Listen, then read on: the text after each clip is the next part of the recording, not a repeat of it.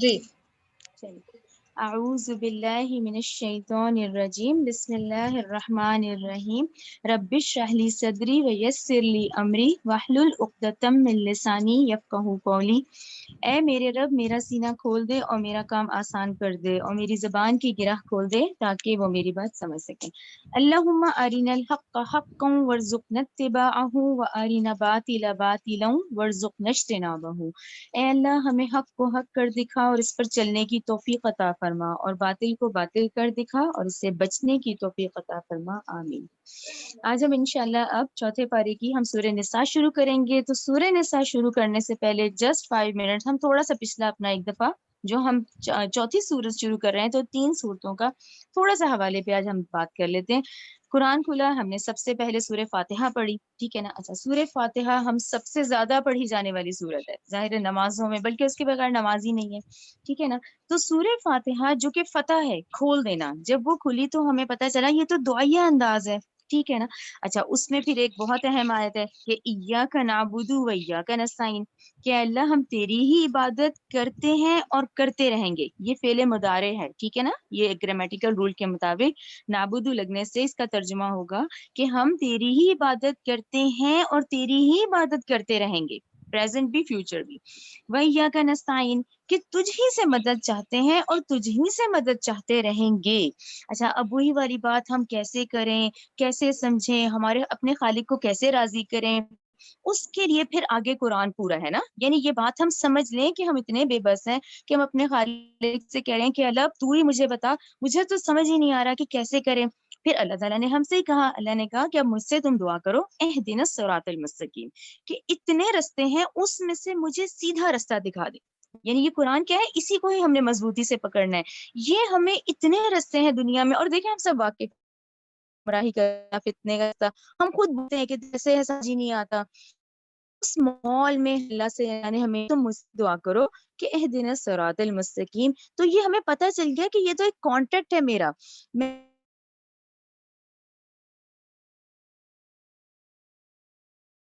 نے اس کے متعلق بھی میں نے آپ لوگوں کو سمجھایا تھا کہ نا ہم ان کرائے کے گھروں میں رہتے ہیں، یہ کانٹریکٹ بیس پہ ہے۔ آج میں نہ پورا کروں تو obviously ہمیں سب کو اندازہ ہے نکاح ایک کانٹریکٹ، ایک سوشل کانٹریکٹ ہے۔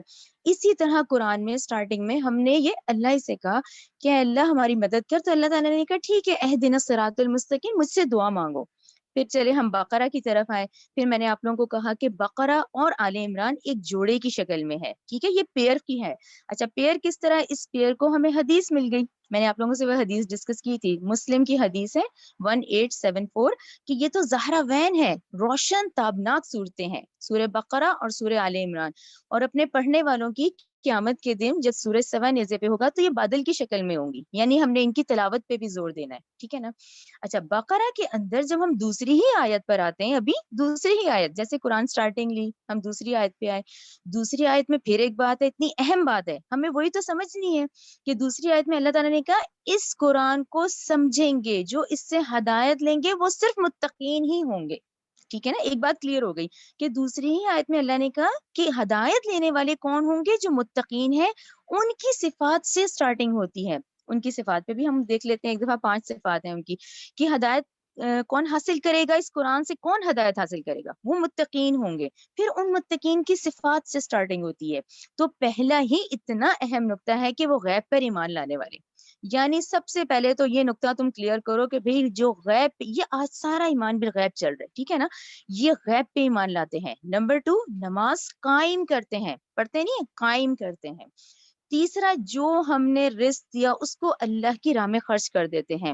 اور آئی ہوپ آپ لوگ ان 3 صورتوں سے بہت اچھا سمجھ گئے ہوں گے کہ رزق کون سے رزق کی بات ہے، کیا خالی وہ پیسے کمانے والا رزق ہے؟ نہیں، ہر وہ نعمت جو مجھے اللہ تعالیٰ نے دی، میری آنکھ یہ دیکھ رہی، میری صحت، میری اولاد، یہ گھر، یہ تمام نعمتیں ہیں، یہ رزق ہیں جو اللہ کی راہ میں خرچ کر دیتے ہیں، ٹھیک ہے نا۔ یہاں یہ سمجھ کے نہیں بیٹھ کے کہ یہ بھی میرا ہے، وہ بھی میرا ہے، یہ بھی میرا ہے، یہ تو پھر غلط ہو گیا نا۔ یہ تمام نعمتیں مجھے اللہ تعالیٰ نے دی ہیں اور میں نے اللہ کے ہی لیے خرچ کر دینی ہے، ٹھیک ہے نا، تیسرا اہم نقطہ۔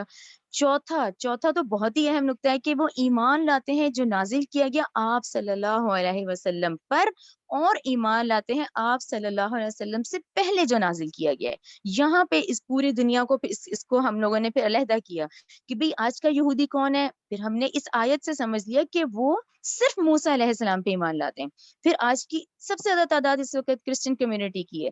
کرسچن کمیونٹی کون ہے؟ جو موسیٰ علیہ السلام اور عیسیٰ علیہ السلام پہ ایمان لاتے ہیں، تو وہ عیسائی کہلائے گئے کیونکہ وہ نبی کریم صلی اللہ علیہ وسلم کا انکار کرتے ہیں۔ ہم اس آیت کے تھرو پھر وہ ایمان والے ہو گئے جو ہم تمام انبیاء، تمام آسمانی کتابوں پہ سب پہ ایمان لاتے ہیں، ٹھیک ہے نا، آسمانی کتابیں اور انبیاء تمام آ جاتے ہیں اس آیت پہ۔ پانچواں اہم نقطہ کہ آخرت پر یقین رکھتے ہیں، یعنی ان تمام میں یقین کا ورڈ اللہ تعالیٰ نے آخرت پہ رکھا کہ آج تم جتنے اعمال کر رہے ہو ان سب کا تم نے حساب کتاب دینا ہے۔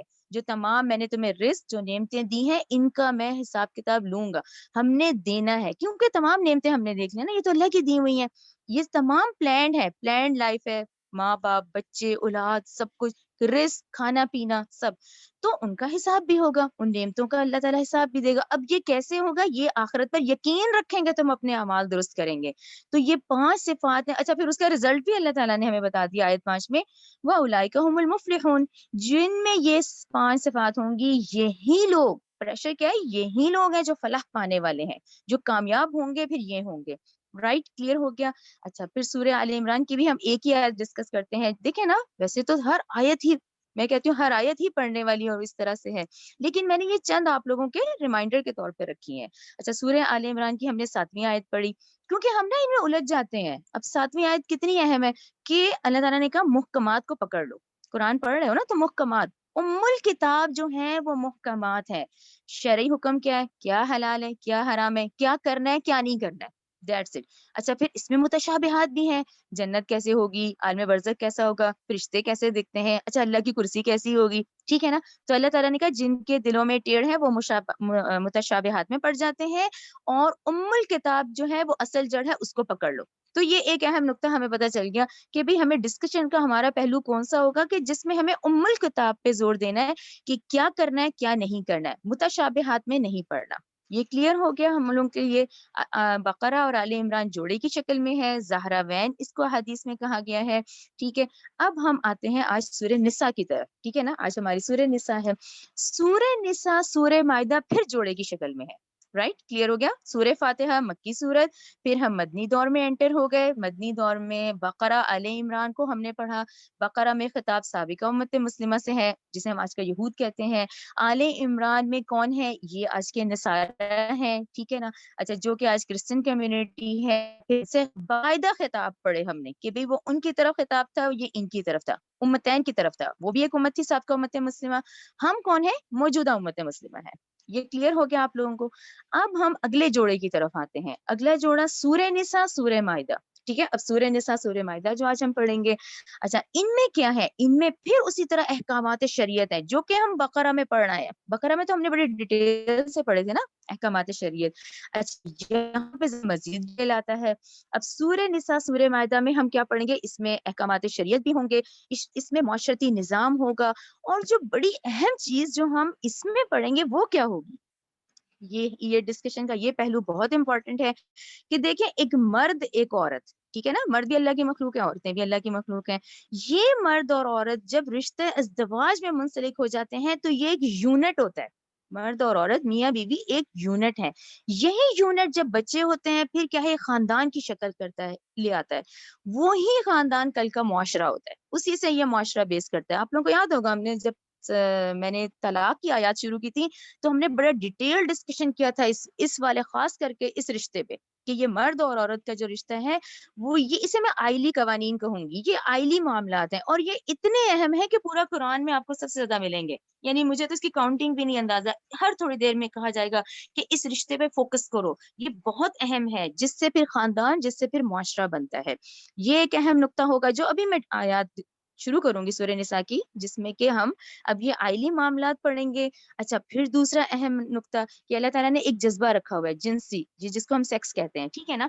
اب یہ جو سیکس ڈسپلن ہے، اس کو کس نظام سے لے کے چلا جائے، کیا اس کو ویسے ہی چھوڑ دیا جائے، اس کے اصول بھی ہم اس میں پڑھیں گے. یعنی سیکس ڈسپلن پر بھی ہم سورہ نساء میں ڈسکس کریں گے کہ اس کو کیسے قابو میں رکھنا ہے، اور یہ جو خاندانی نظام ہوتا ہے، یعنی معاشرتی احکامات کیسے ہیں، ان گھریلو مسائل کو اور ان جھگڑوں کو کیسے سالو کرنا ہے، اس پہ تمام ڈسکشن اب سورہ نساء سے شروع ہوگی، جو ہم سورہ نساء اور مائدہ دونوں میں پڑھیں گے، کیونکہ یہ پھر آپ اب ایک جوڑے کی فارم میں ہیں اور ہم ابھی مدنی دور میں ہی ہیں. ٹھیک ہے، چلیں آپ سورج شروع کرتے ہیں. اچھا، جیسا کہ میں نے آپ لوگوں کو پہلے بھی لکھوایا ہوا ہے، یہ میں نا آپ لوگوں کو بتا دوں، میں دارالسلام سے لے رہی ہوں. یہ ترتیب نزولی وہاں لکھی ہوئی ہے دارالسلام میں، تو اس میں پھر انہوں نے یہ اس کا لکھا ہے کہ مصحف کی ترتیب میں تو سورہ نساء ابھی چوتھے نمبر پر ہے، لیکن نزول کے اعتبار سے اس کا نمبر 92 لکھا ہوا ہے. تو یہ آپ لوگ لکھ لیں، لیکن وضاحت اس کی بہت ضروری ہے. اس کا ہرگز مطلب نہیں ہے کہ یہ اکٹھی نازل ہوئی ہے، یہ آیات تو ساری آگے پیچھے ہیں، لیکن زمانی ترتیب کے لحاظ سے آپ لوگ ضرور لکھیں سورہ نساء 4 ہجری کی ہے. رائٹ، سمجھ آ گیا نا. ہجری کیلنڈر ہمارا یہ 1442 جو چل رہا ہے، یہ ہجرت کے ساتھ شروع ہوا ہے نا.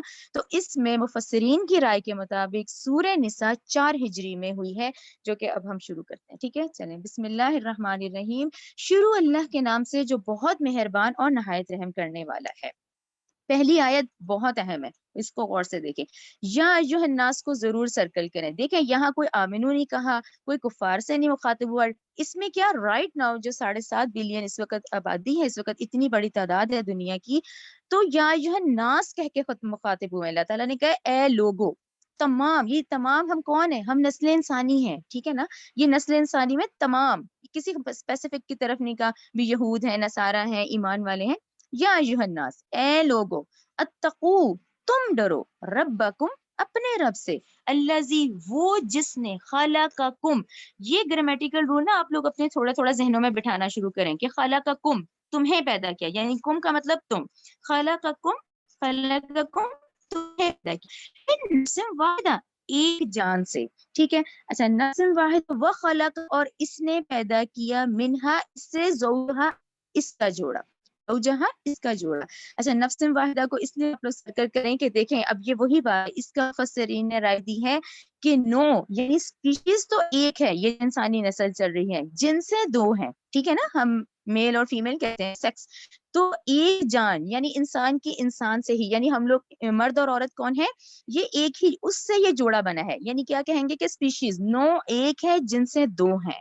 اس سے پیدا کیا، منہا، اسی سے، زوجہا، اس کا جوڑا. ٹھیک ہے نا. وہ بسا، اور اس نے پھیلا دیے، منہما، ان دونوں سے. منہما کو ضرور سرکل کریں. منہما سے کیا مراد ہے؟ دیکھیں منہما کس کی بات ہو رہی ہے؟ یقیناً اس میں حضرت آدم علیہ السلام اور اما حوا علیہ السلام، ان دونوں کی ہی بات ہو رہی ہے. ٹھیک ہے نا. کیونکہ منہما، ان دونوں سے، یعنی آج جو یہ نسل انسانی ہے، یہ جو جوڑے چل رہے ہیں، تو ہم کیا ہے بیسکلی پھر آدم علیہ السلام اور اما حوا علیہ السلام کی ہی اولاد ہیں پوری. اب دیکھا جائے اس ایک جوڑے سے پھر جو نسل انسانی پھیلی ہے، تو اس لحاظ سے ہم کہیں گے کہ یہ جو نوع انسانی ہے، یہ رشتے اخوت کے اندر ہی منسلک ہے، اسی کے اندر ہم منسلک ہو جاتے ہیں. لیکن اس رشتے کے اندر پھر ایک سگے بہن بھائیوں کا رشتہ نکل آتا ہے. ٹھیک ہے، جو ایک ماں کے رحم سے پیدا ہوتے ہیں، پھر وہ سگے بہن بھائی ہو جاتے ہیں. لیکن نوع انسانی کے اعتبار سے دیکھیں تو بالآخر پوری نوع انسانی آدم علیہ السلام اور اما حوا علیہ السلام کا ہی جوڑا ہے. ہم انہی کی اولاد پہ پھر رک جاتے ہیں. یعنی فائنلی ہم کیا کہیں گے، پوری نسل انسانی جو ہے بالآخر ایک ہی جوڑا ہے، آدم و حوا علیہ السلام، ان کی اولاد ہیں ہم. ٹھیک ہے، منہما، ان دونوں کی. ٹھیک ہے نا، دونوں آدم علیہ السلام اور اما حوا علیہ السلام. ٹھیک ہے.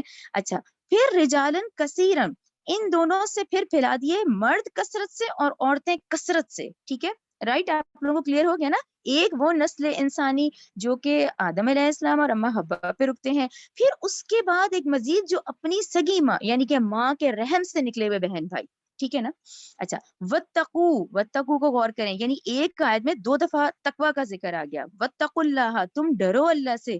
الذی، وہ ذات کے، تساءلون، تم ایک دوسرے سے سوال کرتے ہو بھی اس کے واسطے سے. اس کو ضرور سلیش کریں. یہ آیت کا بڑا اہم حصہ ہے کہ تم اللہ سے ڈرو اس ذات سے اور تم ایک دوسرے سے واسطہ کس کا دیتے ہو؟ اللہ کا. اس کا کیا مطلب ہے؟ دیکھیں آپ لوگوں نے کامنلی سنا ہوگا وہ جو مانگنے والا ہے نا وہ بھی اللہ کا کہتا ہے مجھے اللہ کے واسطے اللہ کے نام پہ دے دو. ٹھیک ہے نا. اچھا اب کیونکہ بات تو اس وقت جوڑوں کی اور ان کی ہو رہی ہے نسل انسانی کی, تو یہاں یہ اتنا اہم نقطہ ہے کہ ہم لوگ جب اپنے گھریلو معاملات میں جھگڑ پڑتے ہیں نا تو فائنلی ہم آخر میں یہی کہتے ہیں کہ اب ضد سے تم باز آ جاؤ, اللہ کا نام لو, چھوڑ دو اللہ کے واسطے ان جھگڑوں کو چھوڑ دو. تو اللہ نے کہا تم ایک دوسرے سے سوال کرتے ہو اس کے واسطے سے. ٹھیک ہے نا. کہ فائنلی اس کا کیا مطلب ہوا کہ تقوی اختیار کرو اور ان جھگڑوں میں مت پڑو. ٹھیک ہے نا. کہ فائنلی کیا کرو کہ ضد سے باز آ جاؤ اور تقوی اختیار کرو. جب تقوی اختیار کرو گے تو خود ہی یہ جھگڑے تمہارے ختم ہو جائیں گے. ٹھیک ہے نا. کلیئر ہو گیا. ول ارحام, اور تم ڈرو ان رشتوں کو توڑنے سے. ارحام کیا ہے؟ رحم. رحم وہ جو ماں کا وہی رحم جس کو یوٹرس کہتے ہیں, کہ اس رحم سے نکلنے والے بہن بھائی. ٹھیک ہے نا. تو ان رشتوں سے خاص کہا گیا ہے کہ ماں کے رحم سے نکلنے والے یہ جو بہن بھائی ہیں ان کو توڑنے سے بچو. ٹھیک ہے. یعنی اپنے گھر کے جھگڑوں ہوں گے تو جب تقوی اختیار کرو گے خود ہی یہ جھگڑے صحیح ہو جائیں گے. ٹھیک ہے. اپنی ضدیں تم چھوڑو اور تقوی اختیار کرو گے تو یہ جھگڑے ختم ہو جائیں گے. اور خاص کر کے ان رحمی رشتوں سے ان کو مت توڑو. کون سے؟ وہ جو ماں کے رحم سے نکلنے والے بہن بھائی جو ہوتے ہیں, جو سگے بہن بھائی ہوتے ہیں. انا بلا شبہ اللہ کانا ہے علیکم, تم پر رقیبا, خوب نگہبان ہے. یہ آپ لوگوں کو آیت کلیئر ہو گئی. یہاں ایک بہت اہم نقطہ ہے کہ ایک تو یہ پہلی آیت جو ہے, کیونکہ اس میں دو آپ لوگوں نے باتیں ذہن میں رکھنی ہے. یہاں کیونکہ میں ڈاکٹر اسرار کے ہی سارے لیکچرز میں انہی کے یہ سارے پوائنٹس نوٹ ڈاؤن کرتی ہوں, تو ان کا کہنا ہے کہ لوگ ایک سوال اٹھاتے ہیں. ٹھیک ہے. وہ اٹھانے والے جن کے ذہنوں میں آتا ہے وہ یہ سوال اٹھاتے ہیں کہ سارے قرآن میں پورا ہم پڑھتے ہیں تو آدم علیہ السلام کو تو آتا ہے نا ذکر. میں نے آپ لوگوں کو بلکہ لکھوایا ہے کہ 7 مقامات ہیں جس میں کلیئر آتا ہے. تو اٹھانے والے سوال یہ اٹھاتے ہیں کہ اما حوا کا تو ذکر نہیں ہے, ان کا نام نہیں ہے. تو اس پہ مفسرین اس آیت کو تلاوت کرتے ہیں. اس کا جواب کہ اما حوا کا ذکر ہے نہیں ہے, تو اس میں جو سوال اٹھاتے ہیں ان کو یہ پہلی آیت بتائی جاتی ہے کہ دیکھو یہ جو ہے نا کہ اس جان سے پیدا کیا, اس سے اس کا جوڑا, تو آدم علیہ السلام کا جوڑا اما حوا ہے نا. ایک تو آپ لوگوں نے یہ ذہن میں رکھنا ہے. دوسرا اہم نقطہ, کیونکہ یہ آیت اتنی خوبصورت ہے تو اس پہ نبی کریم صلی اللہ علیہ وسلم کی حکمت نبوت کے مطابق یہ جو پہلی آیت ہے یہ خطبہ نکاح میں اس کو شامل فرمایا گیا ہے. ٹھیک ہے نا. یہ جو پہلی آیت سورہ نساء کی ہے یہ خطبہ نکاح میں نبی کریم صلی اللہ علیہ وسلم نے اس کو شامل فرمایا تھا, کیونکہ اس کا ترجمہ ہی یہی ہے کہ وہ جب جوڑا بنتا ہے پھر اس سے وہ کثرت سے مرد اور عورت پھیلا دیے گئے. اور سب سے اہم بات کہ اب یہ جو رشتہ ہے اس میں تقوی ضرور اختیار کرو. جب تقوی اختیار کرو گے تو جھگڑو گے نہیں. ٹھیک ہے. کلیئر ہو گئے. یہ دونوں نقطے بھی کلیئر ہو گئے آپ لوگوں کو. اور اس میں ہاں سے ہاں یہ ہو گیا نا کہ آپ یہ نکاح میں بھی آئی ہے. اور دوسرا اہم نقطہ ہے کہ یہ رحمی رشتے کون سے ہیں؟ رحمی رشتے وہی ہیں کہ ان کو پھیلاتے جائیں تو کل بنی آدم اور کل بناتے حوا کون ہے؟ یہ سب پھر ایک ہی نسل سے ہے. ٹھیک ہے. اور یہ نکاح خطبہ نکاح میں اس کو شامل کیا گیا ہے. اب آ جائے دوسری آیت کی طرف. دوسری آیت بہت اہم ہے. دوسری آیت پھر ذہن میں رکھیں, یہ وہی دور جاہلیت تھا کہ جس میں سے جب یہ احکامات آئے تو پھر وہ معاشرہ صاف ہونا شروع کیا. وہ تمام نکات اب ہم پڑھیں گے جو کہ دور جاہلیت میں تھے, پھر ان کو ختم کیا گیا. جس میں سب سے اہم نقطہ یہاں یتیموں سے بات شروع ہوگی. ٹھیک ہے نا. اب یتیم کون سا, یہ ہمارے معاشرے میں یہ کون لوگ ہوتے ہیں؟ یہ ایک دبا ہوا طبقہ ہوتا ہے. تو ان کے احکامات ہیں. ٹھیک ہے. وَآتُو, تم دو, یتاما یتیموں کو, اموالہم, ان کے مال, ولا تتبدلوا, اور نہ تم بدل کرو, خبیث بالطیب, ناپاک کو پاک سے. ٹھیک ہے. یہ اس طرح کے کام نہیں کرو, بلکہ ان کا جو مال ہے اس میں سے ان کو دو. اور یہ پاک اور ناپاک کا کیا مطلب کہ ردی مال اور یہ اور اس کو مکس کر دینا, یہ معاملہ نہیں کرو. نہ تم بدلو ناپاک کو پاک کے عوض. ٹھیک ہے. ولا تاکلوا, نہ تم کھاؤ, اموالہم, ان کے مال, الا اموالکم, اپنے مالوں کے ساتھ ملا کر. ٹھیک ہے نا. جو ان کا مال کا ان کا حصہ ہے اس کو الگ کرو. انہو, بلا شبہ یہ کانا ہے, ہوبن کبیرہ, بہت بڑا گناہ ہے یہ کہ اچھے مال اور اس کو مکس کر دینا. تو یہ دور جاہلیت کی وہ جو حقوق ہیں اب ان کو الگ کیا جا رہا ہے کہ یتیموں کے جو حقوق ہیں ان کو دو اور اس کو مکس نہ کرو اپنے مال سے. ٹھیک ہے نا. کلیئر ہو گیا. آیت نمبر 3 دیکھیں. وَإِنْ, اور اگر, خفتم, تم ڈرو, اللہ, یہ کہ تقسطوا, کہ تم انصاف نہیں کر سکو گے, فی الیتاما, یتاما کو ضرور سرکل کریں. یہاں عورتوں کا خاص آیت کے یہ ترجمے میں کیا ہے، خاص یتیم عورتوں کی بات آ گئی ہے. دیکھیں مرد تو پھر مرد ہوتے ہیں نا، وہ تو بڑے ہوئے آزاد زندگی گزاری، اپنی مرضی کر لی. یہاں یتیم لڑکیوں کا، عورتوں کا ذکر ہے کہ اگر تم ڈرو اس بات سے کہ تم نہیں انصاف کر سکتے فل یتاما، یتیم عورتوں کے بارے میں. ٹھیک ہے، کلیئر ہو گیا. فن کی تو ان کو اپنے نکاح میں مت لاؤ. یہ پھر وہی دور ہے کہ اگر ان عورتوں کو آگے بھیج دیا تو ان کا مال نکل جائے گا، چلو ان سے نکاح کر لو. دور جاہلیت میں یہ جو رسم تھی اس کو ختم کیا گیا.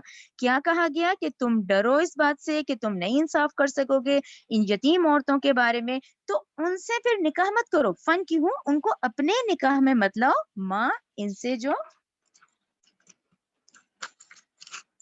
تابا، جو تمہیں اچھی لگیں، لکم تمہیں، من النسائی، جو باقی عورتیں ہیں نا، ان یتیم عورتوں کو چھوڑ کے باقی جتنی عورتیں ہیں، من النسائی عورتوں میں سے، مسنا و سلاسا و رباع، تم 2 کرو، تم 3 کرو، یا تم 4 شادیاں کرو. ٹھیک ہے نا. یہاں سے یہ حکم نکلتا ہے کہ بھی ہماری امت میں ہمارے مردوں کو جو اجازت ہے 4 شادیوں کی، تو اس آیت میں ہے یہ کہ اللہ تعالیٰ نے کہا کہ ان کے ساتھ انصاف کرو، ان کے تم ولی بنو، ان سے مت نکاح کرو اس لالچ میں کہ تم ان کا مال لوگے یتیم عورتوں کا.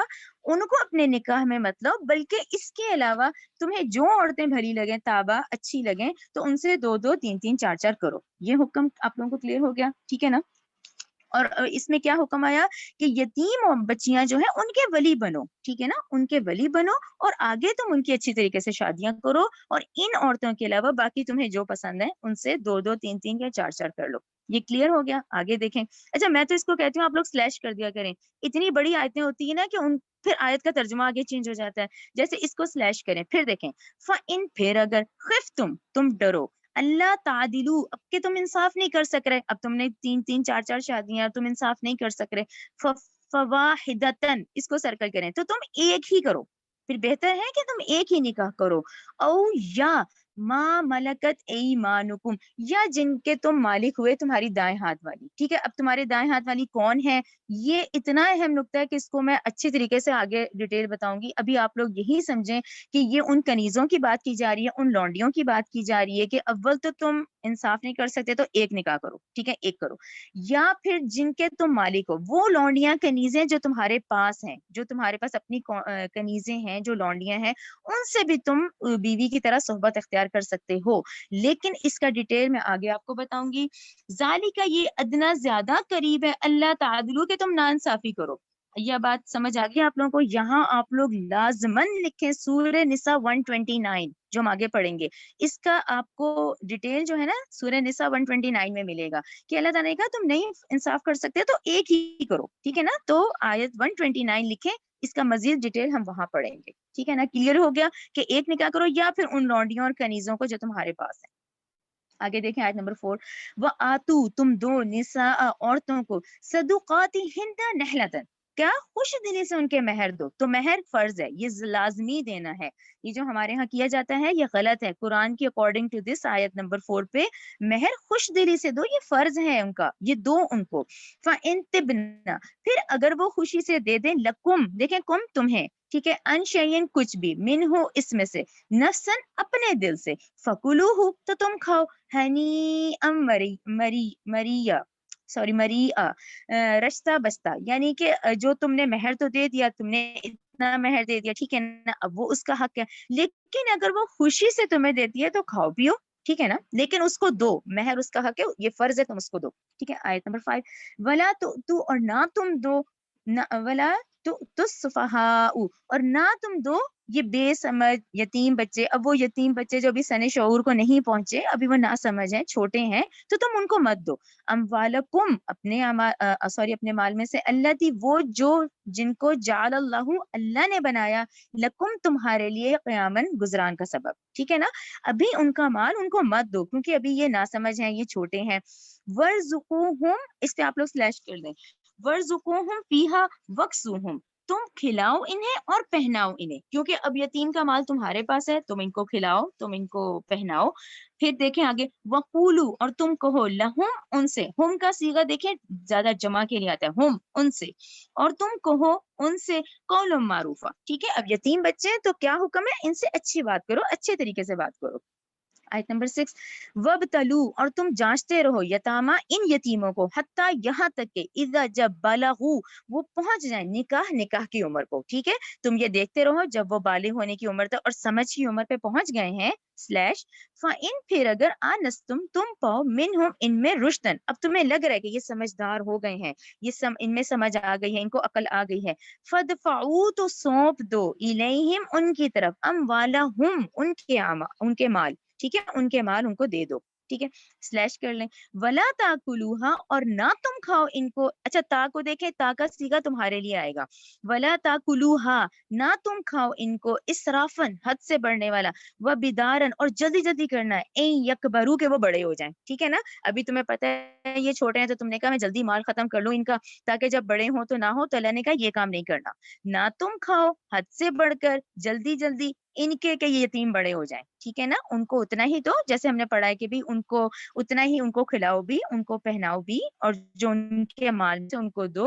جب وہ سمجھداری کی عمر کو پہنچ جائے تو ان کو سونپ دو اور جلدی مت کرو کہ تم جلدی جلدی ان کے بڑے ہونے سے پہلے مال ختم کر دو. ٹھیک ہے اچھا پھر دیکھیں سلیش کر دیں ومن کانا غنین اور جو کوئی تم میں سے اب مالدار ہے. ٹھیک ہے نا اب ایک ایسا شخص ہے جس کی سرپرستی میں یتیم ہے لیکن وہ خود مالدار ہے فلیستعفف تو اس کو چاہیے کہ وہ بچے. ٹھیک ہے وہ یتیم کے مال کو اپنے مال سے نہ مکس کرے وہ یتیم کے مال کو علیحدہ رکھے کیونکہ اللہ نے اس کو مالدار بنایا ہوا ہے. ٹھیک ہے نا اس کو سلیش کر دیں ومن اور جو کوئی کانا فقیرن اب کوئی ایسا بھی ہے جو خود محتاج ہے اس پہ پھر یتیم کی سرپرستی بھی اس کے پاس آ گئی. اچھا جو فقیر ہے فل یا کل بالمعروف تو وہ چاہیے کہ یتیم کے مال میں سے ضرور تھوڑا تھوڑا سا ضرورت کے مطابق لے سکتا ہے اسے اجازت ہے کہ اس کا کیا مطلب ہے دیکھیں یہ ایک فطری تعلیم ہے کہ برڈن کسی پہ نہ آئے. جس کو اللہ نے بہت مال سے نوازا ہے وہ بالکل بھی یتیم کے مال میں سے نہ لے ہے. ومن کانا فقیرن جو کوئی فقیر خود اب تنگ دست ہے تو وہ لے لے دستور کے مطابق یعنی معروف طریقے سے. اس کو پھر سلیش کر دیں. ٹھیک ہے نا یہ آیتیں سلیش کرنے سے ہمیں کلیئر ہو جاتی ہیں. فَإِذَا دَفَعْتُمْ پھر جب تم سونپو الیہم ان کی طرف اموالہم ان کے مال فَاشْهَدُوا اب پھر کیا ہے پھر لکھت پڑھت آ گئی کہ ٹھیک ہے گواہوں کی موجودگی میں مال دے دو. ٹھیک ہے نا اور یہ لکھت پڑھت کیا ہوتی ہے دیکھیں یہ دنیاوی معاملہ ہے ہر چیز ہماری ریکارڈڈ ہے ہماری ہر اعمال لکھے جا رہے ہیں لیکن یہ دنیاوی معاملہ ہے کہ نہیں پھر بھی گواہ کر لو. فَاشْهِدُوا پھر بھی گواہ کر لو علیہم ان پر. ٹھیک ہے نا ویسے تو تمام معاملات اللہ تعالیٰ کے ہاں پھر وہی حساب کتاب ہے لیکن دنیاوی اعتبار سے تم اپنے لحاظ سے ضرور گواہ بھی رکھو اور یہ لکھت پڑھت کا ضرور لکھو. ٹھیک ہے اور گواہوں کی موجودگی میں ان کو مال دو علیہم ان پر. وکفا کافی ہے باللہ اللہ حسیبہ خوب حساب لینے والا ہے. یہ کلیئر ہو گیا آپ لوگوں کو. آیت نمبر 7 بہت اہم آیت کیونکہ وہ دور جاہلیت تھا جس میں عورتوں پہ بہت ظلم ہو رہا تھا.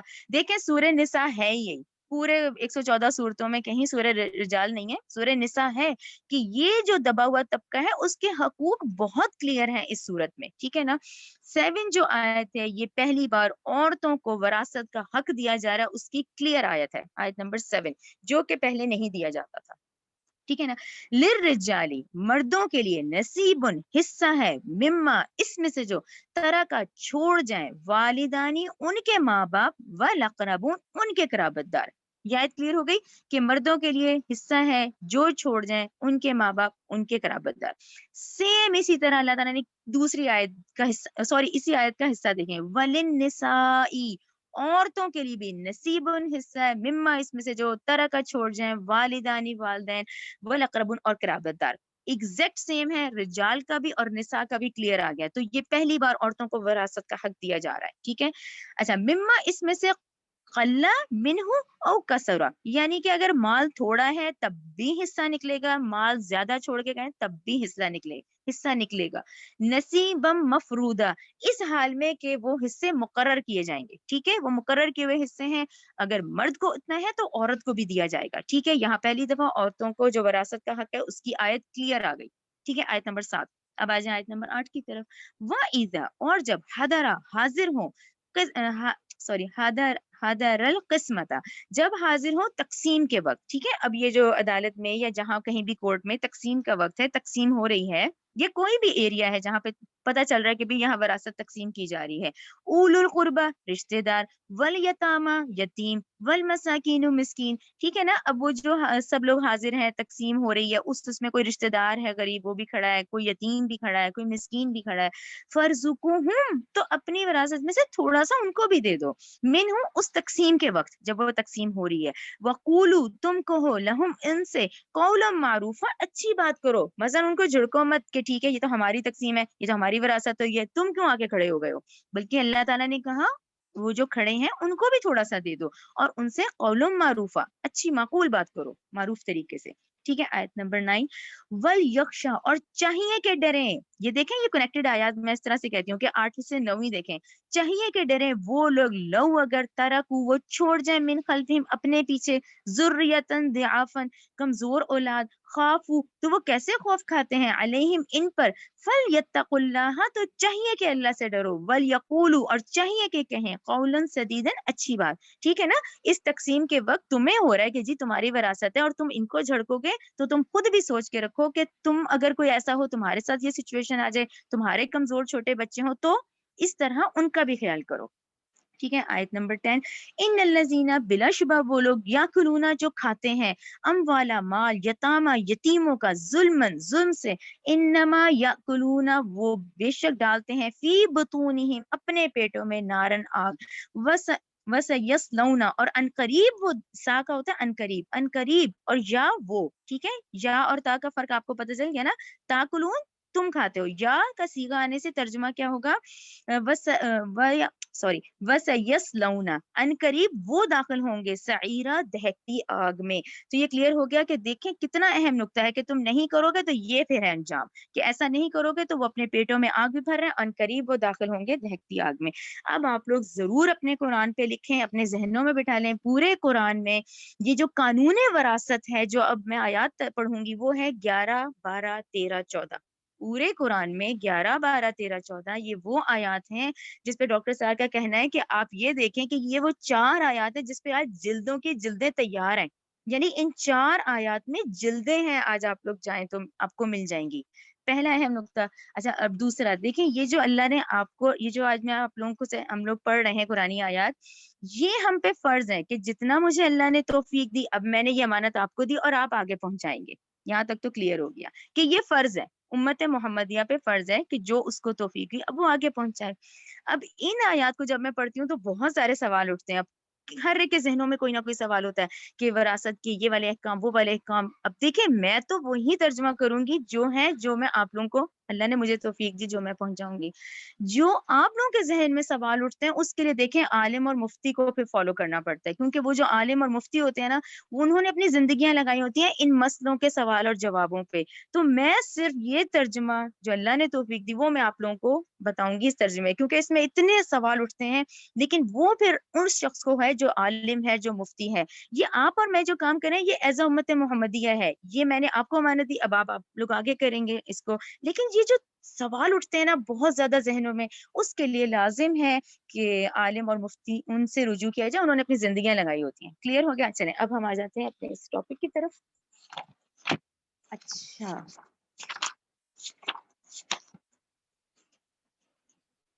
اچھا اب میں آپ لوگوں کی صرف یاد دہانی کے لیے، آپ لوگ چاہیں تو لکھ لیں، آپ لوگوں کی یاد دہانی کے لیے، جب ہم سورہ بقرہ پڑھ رہے تھے اور ہم احکامات پڑھ رہے تھے، وہاں پر میں نے آپ کو 180، 181، 182 سورہ بقرہ 180، 181، 182 جب میں نے تلاوت کی تھی تو میں نے آپ لوگوں کو لکھوایا تھا کہ وراثت کا جو قانون وراثت ہے وہ تو ہم سورہ نساء میں پڑھیں گے، جب ہم سورہ نساء میں آ گئے. اچھا اب وہ جو 3 آیات ہیں جو 180، 181، 182 بقرہ کی ہیں، جب میں آج آیات تلاوت کروں گی تو وہ جو حکم ہے وہ منسوخ ہو جاتا ہے. آپ کو یاد ہوگا نا میں نے کہا تھا جب بقرہ کی 180، 181، 182 اس کو میں کہوں گی وہ ابتدائی احکامات تھے. جب ایک دم اتنا اس طرح دور جاہلیت تھا، اس میں یہ حکم آیا کہ بھئی وصیت کرو، تمہارے یہ جو مال چھوڑ کے جا رہے ہو اس میں حق ہے. اور آپ لوگوں کو یاد ہوگا میں نے آپ لوگوں کو عرب کی وہ بات بتائی تھی کہ دور جاہلیت میں عرب میں سارا اختیار بڑے بیٹے کو دے دیا جاتا تھا، وہ دیتا ہی نہیں تھا. یعنی وہ ایک عرب کا قانون تھا کہ بھئی باپ کا انتقال ہوا، ساری جو وراثت کے حقوق ہے نا وہ بڑے بیٹے کو، اب وہ چاہے دے دے چاہے نہ دے. ٹھیک ہے نا. اس روایت کو، اس رسم کو توڑا گیا. क्लियर हो गया ना आप लोगों को कि 180, 181, 182 बकरा की वो 3 आयत जो अब मैं तिलावत करूंगी तो वो हुक्म मंसूख हो जाता है। क्यों? क्योंकि अब बाकायदा आयत आ गई, बाकायदा पूरी तकसीम आ गई। उस वक्त हुक्म आया था कि वसीयत करो, अब वो वसीयत किस तरह करनी है वो अब अल्लाह ताला ने पूरी जो तरतीब दी है ना वो अब हम पढ़ेंगे। अच्छा, उससे पहले ये थोड़ी सी आसान उर्दू में मैं आप लोगों को बता दूंगी तो ये आयत पढ़ने में आसानी होगी। 11, 12, 13, 14, तो इनको हम क्या कहते हैं? इनको हम कानून वरासत कहते हैं। अच्छा ठीक है, अब सबसे पहले हम तरका की हेडिंग है कि तरका किसको कहते हैं, कि एक शख्स की वफात के बाद उसका छोड़ा हुआ माल, उसकी जायदाद, उसका पैसा, वो तमाम उसका तरका हो गया जो उसने छोड़ा है। अच्छा, फिर औलाद के अंदर क्या आती हैं, जिनके अंदर तकसीम होती है, उसमें उसके बेटे आते हैं, उसकी बेटियां आती हैं और पोते पोतियां आएंगे। ठीक है, पोते पोतियों का फिर आगे आता है। अच्छा, अब ये पोते पोतियां क्यों आ जाते हैं? बाज दफा कि अगर बेटे का इंतकाल हुआ है तो फिर वो पोते पे शिफ्ट होगा। ठीक है ना, ये इस सिचुएशन में पोते पोतियां आते हैं। अच्छा, आगे फिर देखें। अच्छा, जो अगला अहम नुक्ता है वो बड़ा अहम है। अब हम लोग तो जाहिर है इंडो पाक के लोग हैं ना, ये अहम जब मैंने देखा हर तफसीर में तो वो तो ये वाली टर्म यूज होती है, तो ये हमें जाननी चाहिए कि अरब में ये ऐनी भाई कौन से होते हैं, ऐनी बहन भाई और अल्लाती बहन भाई कहते किसको हैं? देखें, जिसको हम उर्दू जबान में हकीकी बहन भाई कहते हैं ना, तो वो क्या होते हैं हकीकी बहन भाई? हकीकी बहन भाई वो बहन भाई हैं वही जो एक माँ के रहम से निकलने वाले, या जिसमें माँ और बाप एक ही हैं, एक माँ बाप जो उनकी औलाद है, वो हकीकी बहन भाई हम उर्दू में कह देते हैं। उनको अरब में ऐनी भाई बहन भाई कहा जाता है। वो ऐनी होते हैं ऐन से, ठीक है, वो ऐनी बहन भाई हो गए। अच्छा, अब अल्लाती बहन भाई फिर कौन होते हैं? अल्लाती बहन भाई वो बहन भाई होते हैं जहां बाप एक है। समझ रहे हैं ना आप लोग? बाप एक है, माएँ अलग अलग हैं। ठीक है, बाप एक है, माएँ बेशक अलग अलग है, लेकिन वो हकीकी बहन भाइयों जैसे ही रहेंगे। According to Quran, according to अरब, अरब की वो ही टर्म्स ये चलेंगी। ठीक है, ऐनी बहन भाई जिनमें माँ बाप मुश्तरक हैं। अल्लाती बहन भाई कौन है? जिसमें बाप एक है, माएँ बेशक जुदा जुदा हैं, लेकिन वो बहन भाई हैं, वो अल्लाती बहन भाई हैं। अल्लाती बहन भाई और ऐनी बहन भाइयों के हकूक सेम है। क्लियर हो गया? हकीकी बहन भाई और वो बहन भाई जो कि मुख्तलिफ माओ से हैं लेकिन बाप एक है, तो इनके कवानीन कानून वरासत में सेम रहेंगे। क्लियर हो गया? अब नेक्स्ट आ जाए। फिर ये जो सुतेला होता है, फिर ये किसको कहा जाता है? जैसे कि सुतेले बहन भाई फिर किसको कहा जाता है? सुतेले बहन भाई अरबों में उनको कहा जाता था, और यही टर्म कुरान की होगी। ठीक है, ये वही टर्म है। सुतेले उस सूरत में होता है कि अब एक शख्स है, उसकी एक औलाद थी और वो मर गया। एक शख्स है, उसकी औलाद थी, उसका इंतकाल हो गया। उसके इंतकाल के बाद उसकी बीवी ने यानी उस औरत ने दूसरी शादी कर ली। अब जब वो दूसरी शादी करके गई, वहां उस मर्द से भी उसके बच्चे पैदा हुए, और इधर से वो पहले खावन के अपने बच्चे भी साथ लेकर आई थी। अब वो जो बहन भाई है ना, वो सुतेले बहन भाई कहलाए जाते हैं। क्लियर हो गया आप लोगों को? एक औरत, ठीक है, उसकी शादी हुई एक शख्स से, उसका इंतकाल हो गया या उसको छोड़ गया या वो इंतकाल हो गया। अब उसने जब दूसरी शादी की, वो अपने साथ एक बच्चे लेकर आई है, कोई बेटा बेटी जो भी लेकर आई है। आगे फिर उसने शादी की, उससे औलाद हो गई। वो बहन भाई जो है वो सुतेले बहन भाई कहलाए जाएंगे। राइट, जिसको के अरब टर्म में इख्तियाफी बहन भाई कहा जाता है। क्लियर हो गया आप लोगों को? उर्दू में सुतेला, और उसको जब मैं इख्तियाफी कहूंगी तो आप लोगों के जहन में हो वो औरत जो अपने बच्चे साथ लाती है, तो वो फिर उस शोहर से पैदा होने वाले बच्चों के वो सुतेले बहन भाई कहलाए जाएंगे, क्योंकि उनका बाप अपना है, उनका बाप दूसरा था। यहाँ पे वो माँ लेकर क्योंकि आई थी, वो बहन भाई सुतेले कहलाए जाएंगे, और यहाँ पर इसको इख्तियाफी बहन भाई कहा जाएगा। ये क्लियर हो गया आप लोगों को? तीन बहन भाई कौन से वाले होते हैं? एक तो ऐनी बहन भाई हो गए जिनमें माँ बाप मुश्तरक हैं। एक अल्लाती बहन भाई हो गए जहाँ बाप एक है, माएँ जुदा हैं, इन दोनों के कवानीन वरासत सेम रहेंगे। इख्तियाफी पे कानून चेंज हो जाएगा। इख्तियाफी बहन भाई कौन से वाले होते हैं? जहाँ क्या है, बाप मुख्तलिफ हो गए, जहाँ माँ एक रही बाप मुख्तलिफ हो गए। ठीक है ना, क्योंकि वो माँ शादी हुई तो फिर वो अपने बच्चे साथ लाई। ठीक है ना, आप लोगों को क्लियर हो गया कि ऐनी बहन भाई, अल्लाती बहन भाई, इख्तियाफी बहन भाई, ये तो हो गया हमारा क्लियर। अब हम आते हैं अपनी इस 11, 12, 13, 14 की तरफ। ठीक है ना, अब तरके के मसारिफ, मसारिफ किसको कहते हैं? कि अब ये जो तरका वो छोड़ गया है, जिसका इंतकाल हुआ है, उसको कैसे खर्च करना है, उसी के खर्चे में से उसकी तजहीज और तकफीन, यानी ये जो है ना ये जो है ये वाले मामलात, तजहीज और तकफीन वाले, वो उन्हीं पैसों से होंगे जो उसने छोड़ा है। नंबर 2 अहम नुक्ता, अगर उसने कोई कर्ज की अदायगी करनी है तो पहले वो दिया जाएगा, क्योंकि बार बार रिपीट होगा कि उसके छोड़े हुए तरके में से अगर उसने कर्ज लिया हुआ है तो उसकी कर्ज की अदायगी दो। अच्छा, अब वसीयत ایک انسان اتنی محنت کرتا ہے، اس کی اتنی وراثت ہوتی ہے جس میں سے اس کو جسٹ 1/3 1/3 کی اجازت ہے. اگر اس نے کوئی وصیت کی ہے کہ بھی میرے جانے کے بعد جو میرا 1/3 ہے وہ کسی مدرسے میں دے دینا، کہیں خیراتی کاموں میں کر دینا، تو ایک شخص کو اپنے پورے مال میں سے صرف 1/3 سے اجازت ہے، اس سے زیادہ اجازت نہیں ہے، کیونکہ اس کی باقی تقسیم اللہ کے حکم کے مطابق ہوگی. یہ جو اللہ تعالیٰ نے قانون وراثت دی ہے اس کے مطابق ہوگی. کلیئر ہو گیا آپ لوگوں کو؟ میری بات سمجھ آ گئی نا کہ ٹوٹل وراثت میں سے ایک شخص اپنے مال میں سے جسٹ 1/3 کو کر سکتا ہے، باقی کو وہ نہیں کر سکتا، کیونکہ ہمارے پاس آج قانون وراثت موجود ہے جو اللہ تعالیٰ نے جو آیات دی ہیں اس کے مطابق اس حساب سے ہو گئی تقسیم. اچھا، چوتھا اہم نقطہ کہ ورثہ. اب یہ ورثہ میں کون سے آتے ہیں؟ ورثہ میں دیکھیں ماں، باپ، بیٹا، بیٹی، شوہر، بیوی، یہ سب جو ہیں یہ پھر ورثہ کی تقسیم کے اندر آ جاتے ہیں. اب میں آ جاتی ہوں 11 کی طرف. ٹھیک ہے، یہ ضروری ہے اصل میں آپ لوگ یہ ذہن میں بٹھائیں اب، تاکہ ہم 11ویں جب آیت شروع کریں گے، 11ویں آیت میں جو حکم ہے وہ عینی اور اللاتی بہن بھائیوں کا ہے. سمجھ آ گئی کہ عینی اور اللاتی جس میں ماں باپ مشترک ہیں، جہاں باپ ایک ہے مائیں بے شک جدا ہیں، ان کا قانون سیم ہے. اچھا، پہلا حکم کیا آتا ہے؟ پہلا حکم یہ ہے کہ پہلے تو اگر بالفرض کریں جی 3 بہن بھائی ہیں، 2 بہنوں کا حصہ ایک بھائی کے برابر جائز شروع ہوگی. اس میں پہلا قانون کا حصہ کیا ہے کہ 2 لڑکیوں کے 2 بہنوں کا جو حصہ وہ ایک بھائی کا، یعنی ایک لڑکا از اکول ٹو 2 بہن بھائی، 2 بہنیں سوری، ایک لڑکا از اکول ٹو 2 بہنیں، 2 بہنوں کا حصہ ایک بھائی کے برابر آ گیا. پھر آگے دیکھیں. اچھا، 2 یا 2 سے زیادہ بیٹیاں ہیں کسی کی، ٹھیک ہے نا، 2 یا 2 سے زیادہ بیٹیاں ہیں، پھر کیا کرنا ہے؟ پھر 2/3 میں سب برابر میں تقسیم ہوگا، ان سب بہنوں کا حصہ 2/3 ہوگا. اچھا، اب بالفرض کسی کی ایک ہی بیٹی ہے، ٹھیک ہے نا، اب پوری وراثت میں ایک ہی بیٹی ہے اس کی، ٹھیک ہے نا، تو آدھی وراثت کی مالک ہوگی. بات ہوئی گی آپ کو کلیئر؟ کیوں؟ کیونکہ میں نے سٹارٹنگ کہاں سے لی تھی کہ 2 بہنیں از اکول ٹو ایک بھائی.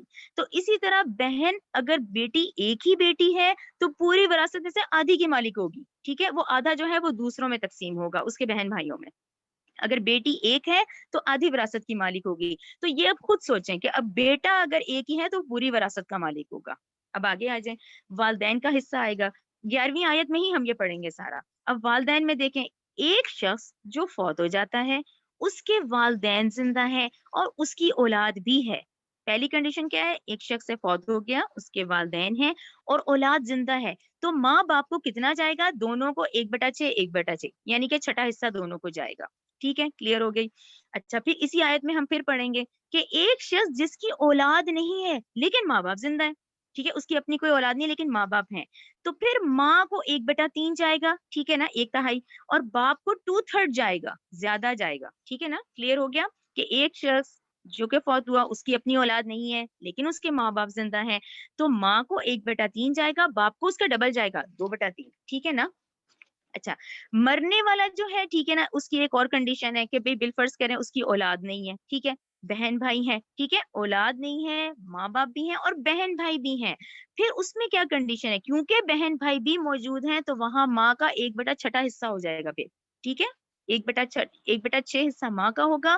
باپ کو زیادہ اس لیے دیا جائے گا کہ وہ بہن بھائی جو زندہ ہیں وہ باپ کے انڈر ہیں، ٹھیک ہے نا، تو بہن بھائیوں کو کچھ نہیں ملے گا، وہ باپ کی طرف سے ہی وراثت کے حقدار ہوں گے. ٹھیک ہے، یہ ہم 11ویں آیت میں ابھی پڑھیں گے، لیکن آپ لوگوں کے ذہن میں ذرا سا یہ بیٹھ جائے گا انشاءاللہ، اور پہلی دفعہ بیٹھنے میں نہیں بھی ہوگا تو آپ لوگ بار بار پڑھیں گے تو انشاءاللہ آپ لوگوں کو سمجھ آ جائے گا. اب آ جائے 12ویں آیت کی طرف. اچھا، 12ویں آیت کیا ہے؟ 12ویں آیت وہ ہے جس میں بیوی فوت ہو جاتی ہے. اچھا، اس کی کنڈیشن ہے بیوی فوت ہو گئی لیکن اولاد نہیں ہے، بیوی انتقال کر گئی لیکن اولاد نہیں ہے، تو شوہر کو آدھا 1/2 آدھا آدھا نصف ملے گا وراثت کا حصہ. لیکن اگر اولاد موجود ہے تو پھر 1/4 شوہر کے حصے میں آئے گا. اب اسی طرح شوہر وفات پا گیا، شوہر وفات پا گیا اور اولاد نہیں ہے تو بیوی کو 1/4 ملے گا، ٹھیک ہے نا، اور اگر اولاد ہے تو بیوی کو 1/8 8واں حصہ ملے گا. یہ کلیئر ہو گیا، یہ ہم 12ویں آیت میں پڑھیں گے. اچھا، اب کلالہ کیا ہوتا ہے؟ کلالہ کس ٹرم کو کہتے ہیں جس کا بھی ذکر آئے گا؟ کلالہ اس ٹرم کو کہتے ہیں، کلالہ اس مرد یا عورت، اس مرد یا عورت کو کہا جاتا ہے اب نہ جس کے والدین زندہ ہیں اور نہ اس کے پاس اولاد ہے. کلالہ کس کو کہا جاتا ہے؟ کہ اس کے والدین بھی اب زندہ نہیں ہے اور اس کی اولاد بھی خود کی نہیں ہے. تو پھر یہاں پر اللہ سبحانہ و تعالیٰ نے قانون وراثت میں اخیافی بہن بھائیوں کا حصہ رکھا ہے.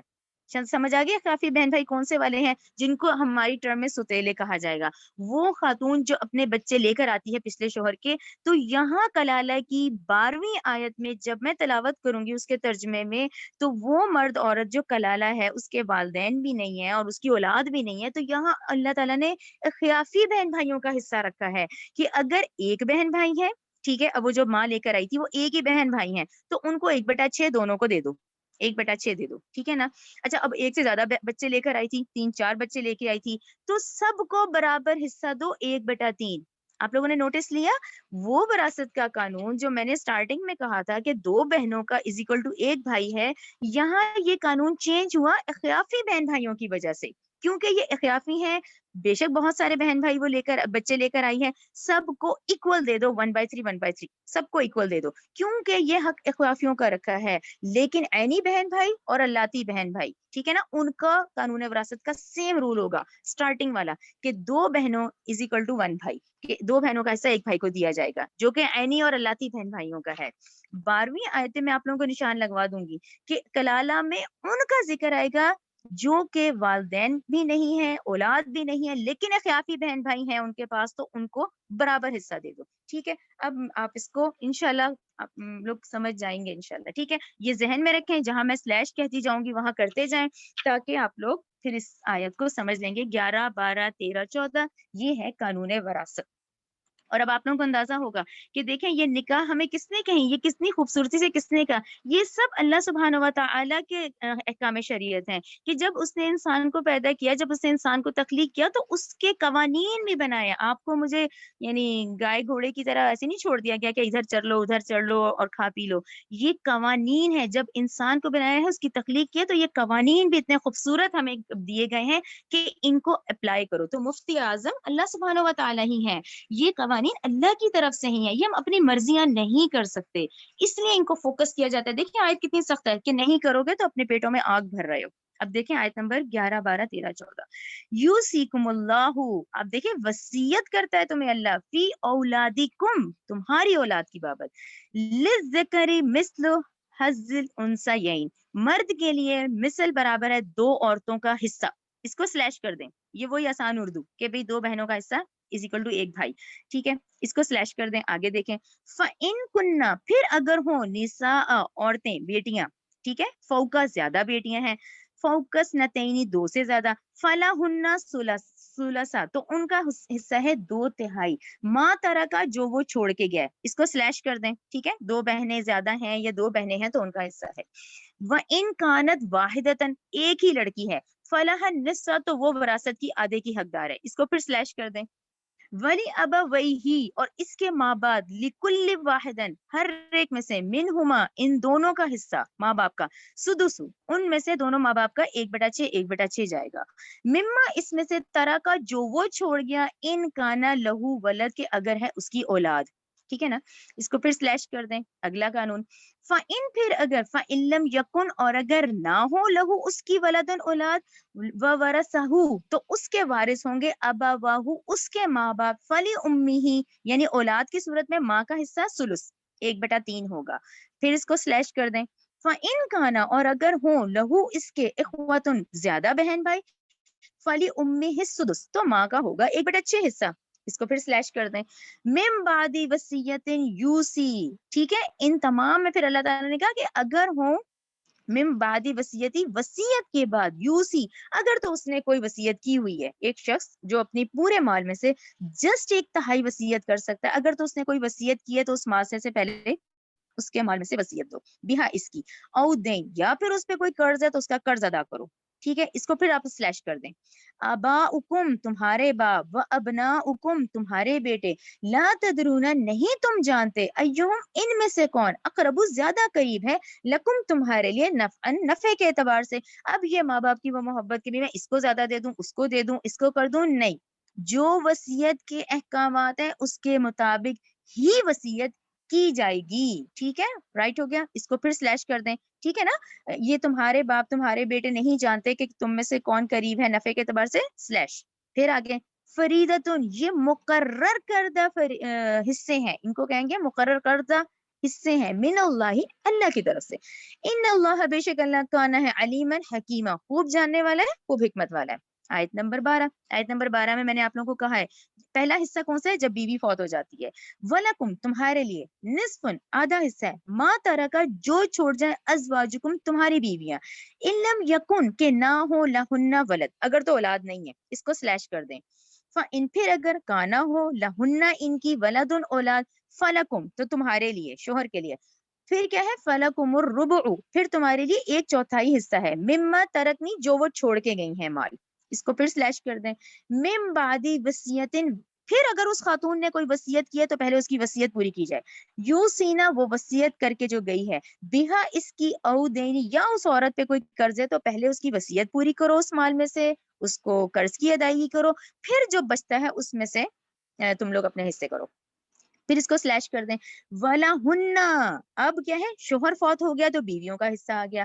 ولا ہن الربع پھر ان بیویوں کے لیے بھی چوتھائی حصہ ہے مما اس میں سے ترک تم جو تم چھوڑ جاؤ ان لم یکن نہ ہو لکم تمہاری ولدن اولاد.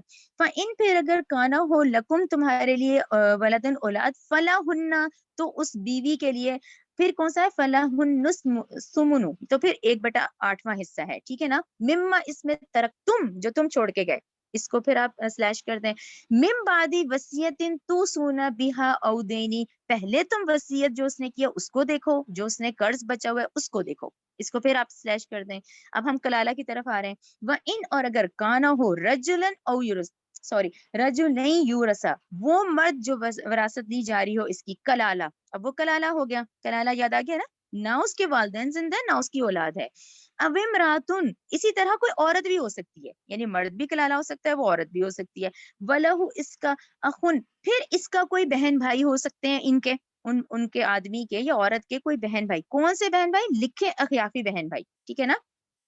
او یا اختن کوئی اس کی بہن بھائی ہو سکتے ہیں. فلی کلی واحدتن تو ہر ایک کو یعنی ایک بہن ایک بھائی ہے تو دونوں بہن بھائیوں کو سدس 1/6 دے دو. ایک بہن بھائی ہے خیافی تو دونوں کو 1/6 1/6 دے دو. پھر اس کو سلیش کر دیں. فَإِن پھر اگر کانو وہ ہوں اکثر اب بہت سارے بہن بھائی ہیں من ذالکا اس میں سے فہم تو وہ شرکاء شریک ہوں گے فی الثلث برابر. اس برابر پہ علماء اور مفسرین نے کہا نا کیونکہ برابر کی بات آ رہی ہے جبکہ قانون تو شروع ہوا ہے کہ 2 بہنیں از اکول ٹو 1 بھائی تو انہوں نے کہا یہ اخیافی کا ذکر ہے. اس پہ مفسرین کی رائے ہے کہ یہ اخیافی بہن بھائیوں کا ذکر ہے تو وہ پھر سارے بہن بھائی اکول 1/3 1/3 ان کو سب کو مل جائے گا. مم بعدی وصیت یوسا بہا او دینی کہ پہلے ان کی وصیت اور قرض کو پہلے دیکھو. غیر مضارن بشرطی کہ نہ نقصان پہنچانے والا ہو. وصیت یہ وصیت ہے من اللہ اللہ کی طرف سے. آپ دیکھیں 11ویں آیت کی سٹارٹنگ کیا تھی کہ اللہ تمہیں وصیت کرتا ہے. اب کیا ہے یہ وصیت ہے اللہ کی طرف سے. واللہ اور اللہ علیم خوب جاننے والا حلیم خوب بردبار ہے. اچھا یہاں پہ میں آپ لوگوں کی بات بتاؤں آپ لوگوں کے ہو سکتا ہے ذہن میں آ رہا ہو کہ بھئی یہ تو اخیافی کا ذکر ہے. ایسے کلالہ بہن بھائی بھی ہو سکتے ہیں کہ ایسے کلالہ مرد عورت ہو سکتے ہیں کہ ان کے اپنے بہن بھائی بھی ہوں. اب یہ اللہ تعالیٰ کی حکمت ہے کہ ان کا ذکر 176 آیت میں آئے گا.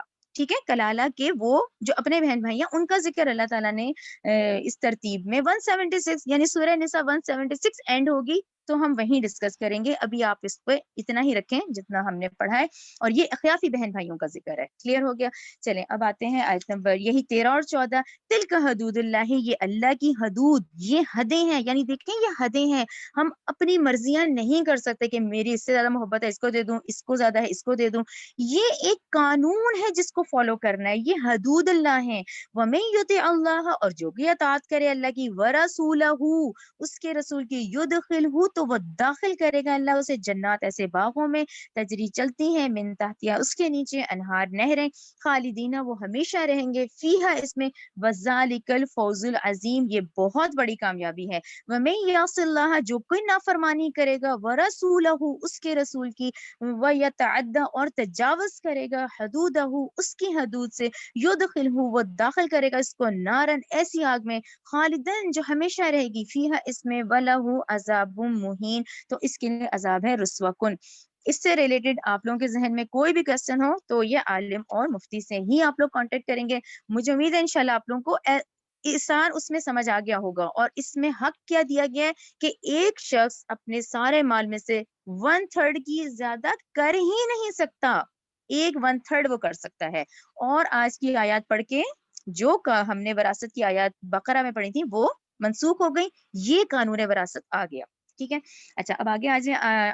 اب کیونکہ ہم آپ لوگوں کو میں نے ڈسکس کیا تھا کہ ہم اس میں سیکس ڈسپلن پڑھیں گے، تو اس میں اگلی جو آیات ہیں وہ سیکس ڈسپلن پر ہیں. اور یہ جو اب میں اگلی دیکھتی ہوں 15 آیت دیکھیں. واللاتی، اور وہ عورتیں یاتینا جو ارتکاب کرتی ہیں فاحشتن بے حیائی کا. اب یہ بات دیکھیں ذہن میں رکھیں. مکہ کے 13 سال میں تو کفار کا ہی بہت غلبہ تھے. وہ مکہ کے 13 سال کہاں تھے، وہ کس طرح کے تھے، اس میں تو اتنا ظلم تھا، اتنی مخالفت تھی کہ یہ والے قوانین کیسے فالو کیے جاتے. اب یہ مدنی دور ہے، یہاں ایک ریاست ہے، یہاں تم اسلامی قوانین کرو، ان کو رائج کرو. تو اب یہ دیکھیں مدنی دور میں آپ کو یہ احکام شریعت ملتے ہیں. سمجھ آ گئی نا. اب وہی والی بات، یہ جو سیکس ہے، اب یہ اس طرح کا جذبہ، اس کو ڈسپلن ہے یہ، لیکن اس کا سیکس ڈسپلن کو اب یہ آیات آپ پڑھتے جائیں گے تو آپ کو سمجھ آئے گا کہ اس کو کنٹرول کرو. اب واللاتی وہ عورتیں یاتینا ارتکاب کریں فاحشۃ بے حیائی کا، بدکاری کا، زنا کا. اس میں اس کا یہ مطلب آئے گا. ٹھیک ہے.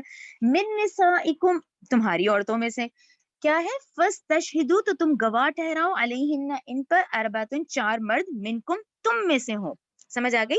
یعنی کہ اب بالفرض کریں کسی سے کوئی گناہ ہو گیا ہے، زنا کا کوئی بدکاری ہو گئی ہے، اس کے لیے تم منہ سے تب تک نہیں یہ بات نکالو گے جب تک کہ تمہارے پاس 4 گواہ ہیں. یہ بات سمجھ آ گئی. یعنی ہم اس چیز کو آپ سوچیں کیسے لیتے ہیں.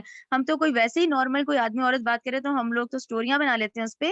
آپ یہ دیکھیں کتنا سخت قانون ہے کہ اللہ تعالیٰ نے کہا کوئی اگر ہو جاتی ہے بالفرض کسی سے ہو گئی ہے تو پہلے 4 گواہ لاؤ، وہ 4 گواہی دیں کہ انہوں نے دیکھا ہے یہ کرتے ہوئے. کلیئر ہو گیا آپ لوگوں کو. پھر اگر شہدو وہ گواہی دیں فامسکہن تو ان عورتوں کو بند کرو فی البیوتی ان کے گھروں میں، حتی یہاں تک کہ یتوفاہن کے ختم کر دے ان کو موت. ٹھیک ہے نا. ان کو موت ختم کر دے. انہوں نے یہ گناہ کیا ہے، ان کو گھروں میں بند کر دو اور یہاں تک کہ ان کو موت آ جائے. او یا پھر یجعل وہ بنا دے، سوری وہ نہیں ہے، یجعل بنا دے اللہ لہن ان عورتوں کے لیے سبیلن کوئی رستہ. ٹھیک ہے نا. کلیئر ہو گیا نا آپ لوگوں کو یہ والی بات. اچھا اب یہ جو بات ہے اب وہی ذہن میں رکھیں، وہ جو منسوخ کا قانون ہے جو ہم پڑھ رہے ہیں، آپ لوگ لازماً اس میں لکھیں سورہ نور آیت 2، سورہ نور آیت نمبر 2 لکھیں، کیونکہ ابھی یہ ابتدائی حکم ہے. اب دیکھیں کتنی خوبصورتی سے، دیکھیں ہم انسان ہے نا، ہم آن آف بٹن تو نہیں ہوگا کہ ایک دم صحیح ہو جاؤ ایک دم غلط ہو جاؤ. بڑے گریجولی احکامات آئے ہیں، تو ہمیں یہ پیشنس سے کام کرنا ہوتا ہے کہ ہر کام گریجولی ہوتا ہے. پہلے ابتدائی احکامات آتے ہیں پھر ڈیٹیل آتا ہے. ابتدائی حکم کیا آیا کہ بھی اگر کوئی عورتیں ایسا گناہ کر لیتی ہیں، زنا کر لیتی ہیں، تو ان کو گھروں میں بند کر دو یا اللہ کو یہ رستہ نکالے گا. تو یہ رستہ نکلا کہاں نکلا؟ سورہ نور آیت 2 میں. اب میں نے جو آپ لوگوں کو سٹارٹنگ میں نہیں کہا کہ آپ لوگ لکھیں سورہ نساء ہم 4 ہجری میں ہیں، یہ زمانی ترتیب آپ لوگ، بلکہ میں تو کہوں گی قرآن لکھیں. زمانی ترتیب کے اعتبار سے سورہ نساء 4 ہجری، سورہ احزاب 5 ہجری، سورہ نور 6 ہجری. یعنی سورہ نساء 4 ہجری میں یہ آیات آتی ہیں کہ بھئی ان عورت گھر رکھو، ان کو بند رکھو حتیٰ کہ ان کو موت آ جائے یا اللہ کوئی راہ نکال دے. 2 سال بعد 6 ہجری میں پھر اس کا قانون آ گیا. یعنی اس کا قانون آ گیا. وہ قانون کیا آیا کہ پھر ان کو 100 کوڑے مارو. ٹھیک ہے نا. یہ قانون ہم سورہ نور میں پڑھیں گے. اب اگلی آیت دیکھیں آیت نمبر 16. واللذانی اور وہ 2 مرد جو آپس میں کریں، یاتیانیہا یہی بے حیائی کا کام، منکم تو انہیں سزا دو، فَأَذَاهُمَا ان کو دو سزا، فَإِن پھر اگر تابا وہ توبہ کر لیں، وہ اصلاح وہ دونوں اصلاح کر لیں، فَأَعْرِضُوا تو تم درگزر کرو، عنہما ان دونوں کے معاملے، ان اللہ بے شک اللہ کانا ہے تواب الرحیم بہت توبہ قبول کرنے والا. یہاں دیکھیں مفسرین کی 2 رائے ہیں، یہ 2 ذہن میں رکھیں. یہاں وہ سیکچوئل ابنارملٹی کا بھی ذکر ہے کہ بھی 2 مرد جو آپس میں کرتے ہیں، لیکن نئی مفسرین نے کہا ہے یہاں ہمیں عورت اور مرد، واللذانی میں انہوں نے ترجمہ عورت اور مرد کی ہے کہ بھی جو 2 عورت اور مرد ہیں فَأَذَاهُمَا ان کو ایزا تکلیف دو، سزا دو ان کو، کہ تاکہ یہ جو سیکس ڈسپلن ہے یہ ڈسپلن یوز ہو. تو فَأَذَاهُمَا ان کو ایزا دو، ان کو سزا دو اس بات کی. ٹھیک ہے نا. تو دونوں رائے ذہن میں رکھیں، آپ کو یہ تفصیل میں دونوں ملیں گے، یا تو 2 مرد یا انہوں نے کہا نہیں یہ عورت مرد کا معاملہ ہے تو ان کے بارے میں بھی ہے. دونوں معاملات میں کہ اگر تم لوگ کر لیتے ہو غلطی تو توبہ کرو، اصلاح کرو اور درگزر کرو، اور اللہ توبہ قبول کرنے والا ہے تمہاری اور رحم کرنے والا ہے. क्लियर हो गया। आयत नंबर 17, इन्नमा यकीनन तौबतु, तौबा का कबूल करना, अल्लाही, अल्लाह के जिम्मे है, लिल्लजीना, इन्हीं लोगों के लिए जो यामलूना, जो करते हैं, सूआ, बुरा काम, बिजहालतिन, जहालत, इसको जरूर सर्कल करें। देखिए जहालत में कौन सा होता है, जहालत यही है कि आपके जज्बात काबू में नहीं आए और ये जज्बात में आके गुनाह हो गए। अब जब जज्बात में आके गुनाह हो गए, फिर अल्लाह ने तौफीक दी, होश आ गया, रियलाइज हो गया, नदामत हो गई कि ये तो मुझसे गलत काम हो गया है, सुम्मा यतूबूना, फिर वो तौबा कर लेते हैं, मिन करीबिन, जल्दी ही, ठीक है ना, उसको बार बार ये नहीं कि अब जज्बात में ही वो गलतियां हो ही जा रही हैं, बल्कि वो नदामत और शर्मिंदगी जल्दी ही, यतूबूना मिन करीबिन, जल्दी ही तौबा कर लेते हैं, फउलाइका, तो यही लोग, यतूबू, मुतवज्जो होता है अल्लाह अलैहिम, इन पर, इनकी तौबा कबूल करता है, वकान अल्लाहु, है अल्लाह, अलीमन हकीमा, बहुत जानने वाला, खूब हिकमत वाला। ये क्लियर हो गया कि जज्बात में आके गलती हो तो जल्दी ही तौबा कर लो, ये नहीं कि वो जज्बात कंट्रोल में ही नहीं आ रहे। तो ये आप देख रहे हैं सेक्स डिसिप्लिन पर है ये आयत। अब देखें 18 आयत, वलैसत तौबतु, और नहीं है तौबा कबूल होती, नहीं तौबा कबूल होगी, लिल्लज़ीना, इन लोगों की, यामलूना, जो करते रहते हैं, यानी कि जिन्होंने हराम खोरियां पकड़ ली, अब वो करते ही रह रहे हैं, सय्याती, बुरे, हत्ता, यहाँ तक कि इदा हदरा, जब आती है, अहदहुम, उनके पास, मौतु, मौत, काला, तो वो कहता है, इन्नी, बेशक मैंने, तुबतु, अब तौबा की, अल-आन, अब, वलल्लज़ीना, और ना ही इन लोगों की तौबा कबूल होती है, यमूतूना, जो मरते हैं, हम, वाह, इस हाल में, हम कुफार के, वो कुफर ही हालत में उन्होंने की, ठीक है ना। कुफर का मतलब याद है ना कि मुसलमान भी जब अल्लाह की आयतों का इनकार करता है वो कुफर करता है। तो ये वो लोग हैं जिन्होंने कहा कि अब हमने करनी नहीं है, और जब मौत का वक्त आया तो फिर तौबा कर ली। तो अल्लाह ने कहा ऐसे लोगों की तौबा नहीं कबूल होगी कि जिनके जज्बात ही कंट्रोल में नहीं आ रहे और वो हराम खोरियों पे लगे हुए हैं। तो उलाइका आतदना, यही लोग हैं फिर हमने तैयार की है, लहुम, इनके लिए, अजाबुन अलीमा, अजाबन अलीमा, कैसा दर्दनाक अजाब, ठीक है ना। 17 वाली आयत कौन से वाले लोग हैं, जो कि जज्बात हैं, अब वो कभी हो गया गुनाह लेकिन जल्दी ही रियलाइज कर लिया और सच्चे दिल से तौबा की। जैसे 18वीं आयत वाले कौन है, जो करते जा रहे हैं, वो लगे हुए हैं, ठीक है ना, और जब मौत आई तो फिर तौबा कर रहे हैं, तो फिर अल्लाह ताला ने कहा फिर इनके लिए दर्दनाक अजाब है। क्लियर हो गया। 19, या जो लजीना, ए लोगो जो ईमान लाए हो, ला यहिल्ला, नहीं है हलाल, लकुम, तुम्हारे लिए, अन, ये कि तारिसु, तुम वारिस हो जाओ, निसा, औरतों के, करहन, जबरदस्ती। ये फिर दौरे जाहिलियत की वो तमाम रस्मों को आप जहन में रखें, इसको बल्कि स्लैश करें, क्योंकि ये बात आ रही है कि ईमान वालों को कहा जा रहा है कि तुम जबरदस्ती उनके वारिस बन रहे हो।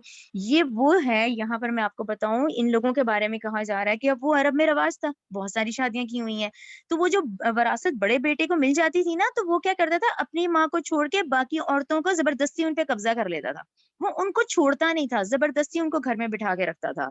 तो अल्लाह ताला ने कहा नहीं है हलाल तुम्हारे लिए कि तुम वारिस हो जाओ उन औरतों के जबरदस्ती, स्लैश कर दें, वला तादुलुहुन्ना, और ना तुम रोको इन्हें, लितज़हबू, ताकि तुम लो बादिन, कुछ हिस्सा, माँ, इस मेहर का, आते ही तुम हुन्ना, जो तुमने उनको दिए थे, ठीक है ना। अब ये देखें फिर तर्जुमा बदल जाता है, इस तर्जुमे में है कि अब शौक में तो जज्बात में आके बड़े मेहर दे दिए, अब तुम चाह रहे हो मैं इनसे वापस ले लूं, ठीक है ना। यानी करहन तक जो मामला था वो दौरे जाहिलियत का मामला था, जब वो लड़के जो थे वो दूसरी औरतों को भी जबरदस्ती रोक लेते थे घरों में। अब जो आयत का इतना हिस्सा ये है कि तुम ना उनसे वो मेहर लो जो तुमने खुशी खुशी, पहले तो जज्बात में आके बहुत सारा दे दिया, अब तुम इसलिए उनको रोके रखे हो कि हम इनसे वापस ले लें, तो ये नहीं अलाउड, जो मेहर दे चुके हो वो नहीं लेना है।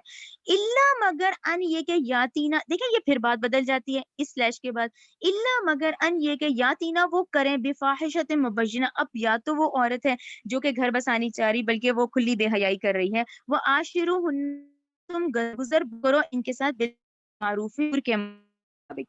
कि अब ये आयत देखें, इतनी अहम, इतना देखें, ऐना, अगर वो करती हैं, बिफाहिशत मुबय्यना, खुली बेहयाई, व आशिरुहुन,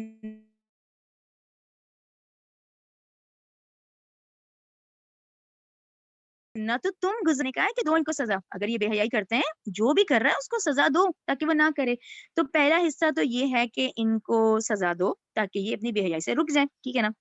अच्छा, फिर अल्लाह ताला ये भी कह रहे हैं कि तुम गुजर बसर करो इनके साथ। देखिए तलाक का हुक्म नहीं दिया, बेशक तुम्हारी बीवी है उससे कोई बेहयाई हो गई है, कोई इस तरह की कारी بے شک ہو گئی ہے، اس کو معاف کر دو. اس میں سے یہ نہیں کرو کہ تم اس کے ویک پوائنٹس دیکھو، بلکہ اس میں سے اس کی خوبیاں تلاش کرو. دیکھو شاید اس کے اندر کوئی ایسی ہو، مثلا یہ کہ اگر وہ دل میں کوئی ایسی بات آ رہی ہے تو چھوڑو، بلکہ کیا کرو، وہ عاشرہن بالمعروف، ان کے ساتھ گزر بسر کرو خوش اسلوبی سے، یعنی کہ ان کی خوبیاں پھر تلاش کرو ان میں سے. ٹھیک ہے نا، یہ آپ لوگوں کو کلیئر ہو گیا؟ اچھا، فَإِن كَرِهْتُمُوهُنَّ، پھر اگر تم ناپسند کرو، فَعَسَىٰ، تو شاید، ان یہ کہ تکرہو، تم ناپسند کرو، شیئن کسی چیز کو، وَيَجْعَلُ اللَّهُ، تو کر دے اللہ، فیہ اس میں، خیرن کثیرن، بھلائی. ٹھیک ہے نا. ایسی سچویشن میں اب کوئی ایسا میلان ہو گیا ہے کہ نہیں رغبت ہو رہی، دل نہیں چاہ رہا، مثلا بیوی ہے حالانکہ، ایسی سچویشن آ گئی تو اللہ تعالیٰ نے کہا نہیں، اس میں سے خوبیاں تلاش کرو. ایسے تمہیں لگ رہا ہے تمہیں پسند ہو رہا ہے، لیکن نہیں، تم اس میں سے اس کی خوبیاں تلاش کرو. ممکن ہے کہ اللہ اس میں کوئی خیر ہے، بھلائی رکھ دے. تو دیکھیں کہیں طلاق کا حکم نہیں آیا. کوشش کرو اچھا نبھاؤ، ان میں سے خوبیاں تلاش کرو، مت کرو اس طرح. ٹھیک ہے نا. 19 آیت کلیئر ہو گئی. 20 وَإِنْ أَرَدْتُمْ، تم چاہو، اور اگر تم چاہ رہے ہو، ٹھیک ہے، اب ایسی کنڈیشن ہے کہ نہیں میلان ہو رہا، اب تم نے چاہ ہی لیا ہے، اردتم استبدالا، کہ اگر تم چاہو بدلنا، زوجن ایک بیوی کا، مکانن زوجن ایک دوسری بیوی سے، وَأَتَيْتُمْ جبکہ تم نے ان کو دے دیا، احداہن ان کو، ایک قنطارن بہت مال، یعنی بہت زیور، تم ان کو بعد میں بھی بہت گفٹ چیزیں دیے ہوئے ہیں، تم نے ان کو قنطارن یعنی بہت مال دیا ہوا ہے. فلا تاخذوا، تو تم ان سے واپس نہیں لوگے، یعنی وہ مہر بھی واپس نہیں لینا، یہ جو مال تم نے دیا ہوا ہے ان سے واپس نہیں لینا. منہ شیئن، کچھ بھی. ٹھیک ہے. آتاخذونہ، کیا تم لوگے ان سے، بہتانن، بہتان باندھ کر، و اسم مبینہ، اور یہ سری گناہ ہے. ٹھیک ہے. جو تم ان کو دے چکے ہو یہ تم ان سے نہیں واپس لوگے. ٹھیک ہے.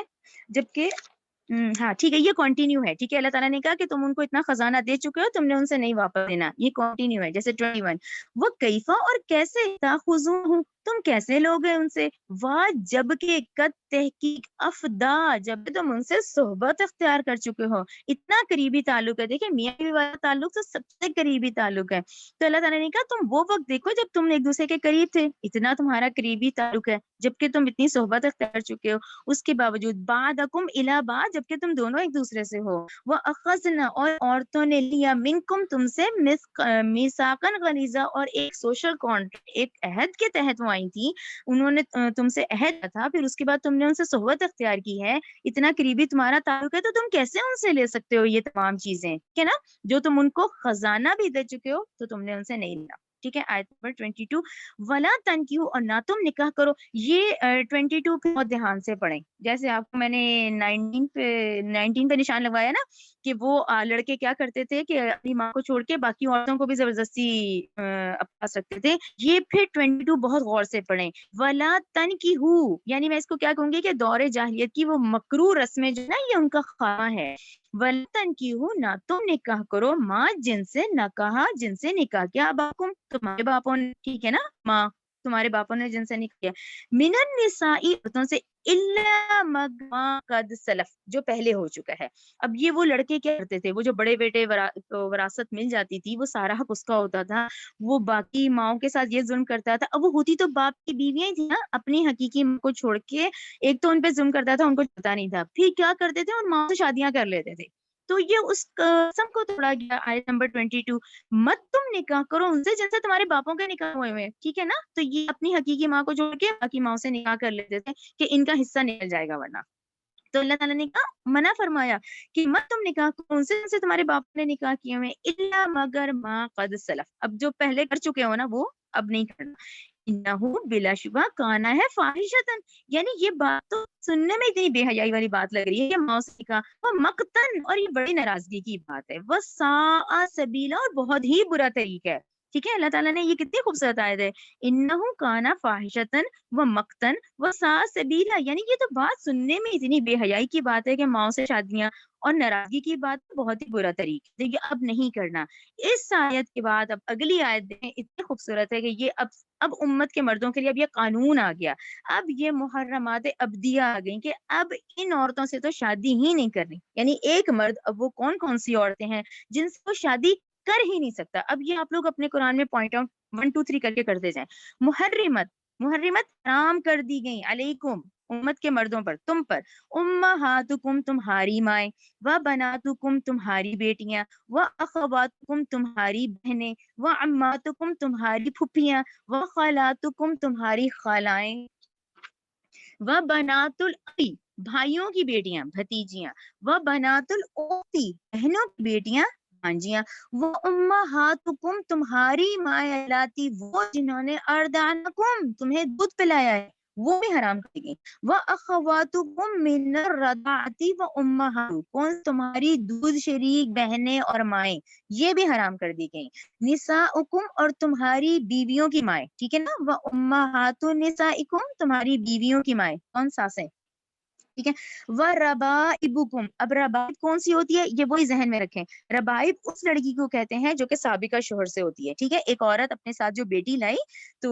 وہ پھر اس کو کہا جاتا ہے ربیبہ، ٹھیک ہے، وَرَبَائِبُكُمْ اور تمہاری وہ ستیلی بیٹی التی وہ جو فی حجورکم جو تمہارے پاس پرورش پا رہی ہیں، من نسائکم تمہاری ان عورتوں کے بطن سے ہیں، التی وہ جو دخل تم جن سے تم نے صحبت کی، ٹھیک ہے نا، اب ایک عورت جو اپنی بچی لے کر آئی ہے، اب شوہر سے اس کی صحبت ہو گئی ہے تو اب وہ بچی حرام ہے، اب وہ بچی بھی حرام ہے، وہ ستیلی بیٹی ہے، بہن ان سے، فَإِن پس اگر لم تکونو اور اگر ابھی تم نے نہیں، بالفرض کرو اکبر جیسے نکاح ہو گیا تھا ابھی ایک عورت سے، اب اس کے ساتھ اس کی بیٹی بھی تھی لیکن ابھی صحبت نہیں اختیار کی، تو پھر ٹھیک ہے، پھر وہ بیٹی جائز ہے، یہ بات سمجھ آ گئی کہ اول تو وہ ربیبہ جو ہے، ربائبکم التی تمہاری وہ ستیلی بیٹیاں، فی حجورکم جو تمہارے پاس پرورش پا رہی ہیں، من نسائکم تمہاری ان عورتوں کے بدن سے ہیں، اللہ کی جو کہ دخل تم جن سے اب تم صحبت بھی اختیار کر چکے ہو، تو پھر وہ بیٹی حرام ہے، بیہن ان سے، فَإِن پھر اگر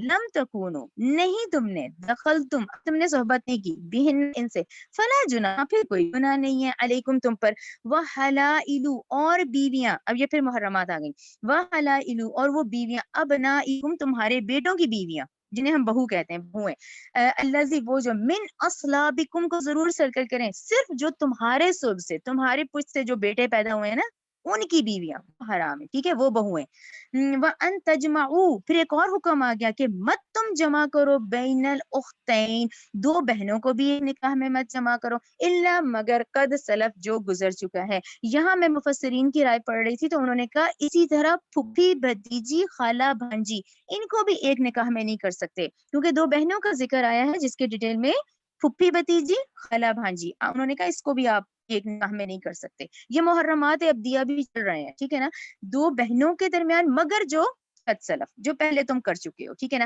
ان اللہ بے شک اللہ کانا ہے غفور الرحیم بخشنے والا رحم کرنے والا۔ اچھا یہاں ایک اہم نقطہ، اب دیکھیں یہ جو کہنے کو یہ جو 5واں پارہ تو شروع ہو گیا ہے لیکن مجھے اس سے کنیکٹ کرنا پڑتا ہے کیونکہ یہ محرمات چل رہا ہے، اب یہ آپ لوگ ذہن میں رکھیں کیونکہ یہ تقسیم پاروں کی بعد میں کی گئی ہے، نبی صلی اللہ علیہ وسلم کے دور میں سورت کا نام اور سورت تھی تو یہ کنٹینیو ہے، والمحصنات یعنی وہ جو حرام کر دی گئی ہیں ان میں یہ بھی ہے، یہ بہت اہم ہے، والمحصنات من النساء تم پر حرام کر دی گئی ہیں شادی شدہ عورتیں، اب یہ دیکھیں نا کتنی اس طرح کی بات ہے، ایک شادی شدہ عورت ہے اس سے دوستیاں کرنا، اس کا گھر خراب کرنا، تو اللہ تعالیٰ نے کہا حرام کر دی گئی یہ عورتیں اور یہ بھی جو کہ شادی شدہ ہیں اور تم ان کے گھر خراب کر رہے ہو، ٹھیک ہے نا، والمحصنات اور حرام ہے شادی شدہ عورتیں من النساء عورتوں میں سے سلیش، ٹھیک ہے، الا ما ملکت ایمانکم اور مگر وہ جن کے مالک تم ہوئے جو تمہارے دائیں ہاتھ والی تمہاری کنیزیں تمہاری لونڈیاں، یہ آپ کو کلیئر ہو گیا، یہ محرمات ابدیہ یہاں تک کمپلیٹ ہوتا ہے جو کہ 5واں پارہ شروع ہو جاتا ہے کہنے کو، کتاب اللہ علیکم یہ لکھ دیا ہے اللہ نے تم پر، ٹھیک ہے، وہ احلا اور حلال کر دی گئی لکم تمہاری ما براء اب ان عورتوں کے علاوہ باقی جتنی عورتیں ہیں تم سب سے شادیاں کر لو، ٹھیک ہے، حلال کر دی گئی تمہارے لیے ما وراء علاوہ ان کے ذالکم جو مذکورہ ہیں یعنی جن کے ذکر کیے گئے ہیں، ان تبتغوا تاکہ تم تلاش کرو بی اموالکم کو سرکل کریں کہ تم نے ان کو کیسے حاصل کرنا ہے اپنے مالوں سے، یعنی جب تم شادیاں کرو گے تو تم مہر دو گے، تم نے ان کو تلاش کرنا ہے بی اموالکم اپنے مالوں سے، یعنی کہ تم نے ان سے شادیاں کرنی ہے تم مہر دو گے، محسنین اس حال میں کہ وہ نکاح میں لانے والی نہ ہو، یہاں عورتوں کے لیے حکم آ گیا کہ جو عورت آئے وہ نکاح میں لانے والی ہو، غیر مصافحین وہ بدکاری کرنے والی نہ ہو، یعنی وہ گھر بنانے والی ہو، ٹھیک ہے. فمستمتعتم پھر جو تم نے فائدہ اٹھایا بھی اس کے بدلے منہن ان سے فآتوہن اجورہن فریدہ تو تم ان کو مقرر شدہ مہر دو ان عورتوں کو. ٹھیک ہے. ولا جناح نہیں ہے کوئی گناہ علیکم تم پر فیما اس کمی بیشی میں تادیکم تم آپس کی باہم رضامندی سے کر دو. دیکھیں نا باہم کی رضامندی کیا ہوتی ہے, جو بہت امیر ہوتا ہے وہ بہت دے دے گا, جو کم کمانے والا ہے وہ کم دے گا, تو یہ آپس باہم کی باہمی رضامندی ہے. یعنی یہ کوئی فکس نہیں کرے گا جی اب وہ فکس ہے تو جی ہم فکس ہی کریں گے. دیکھیں باہم رضامندی اس کے جیسے حالات ہیں اس کے مطابق بھی اس کے ساتھ من بعد الفریدہ مقرر کرنے کے بعد اب جو مقرر کر دیا وہ تم اس کو ادا کرو گے. ان اللہ بے شک اللہ آنا ہے خوب جاننے والا حکیمن بڑی حکمت والا.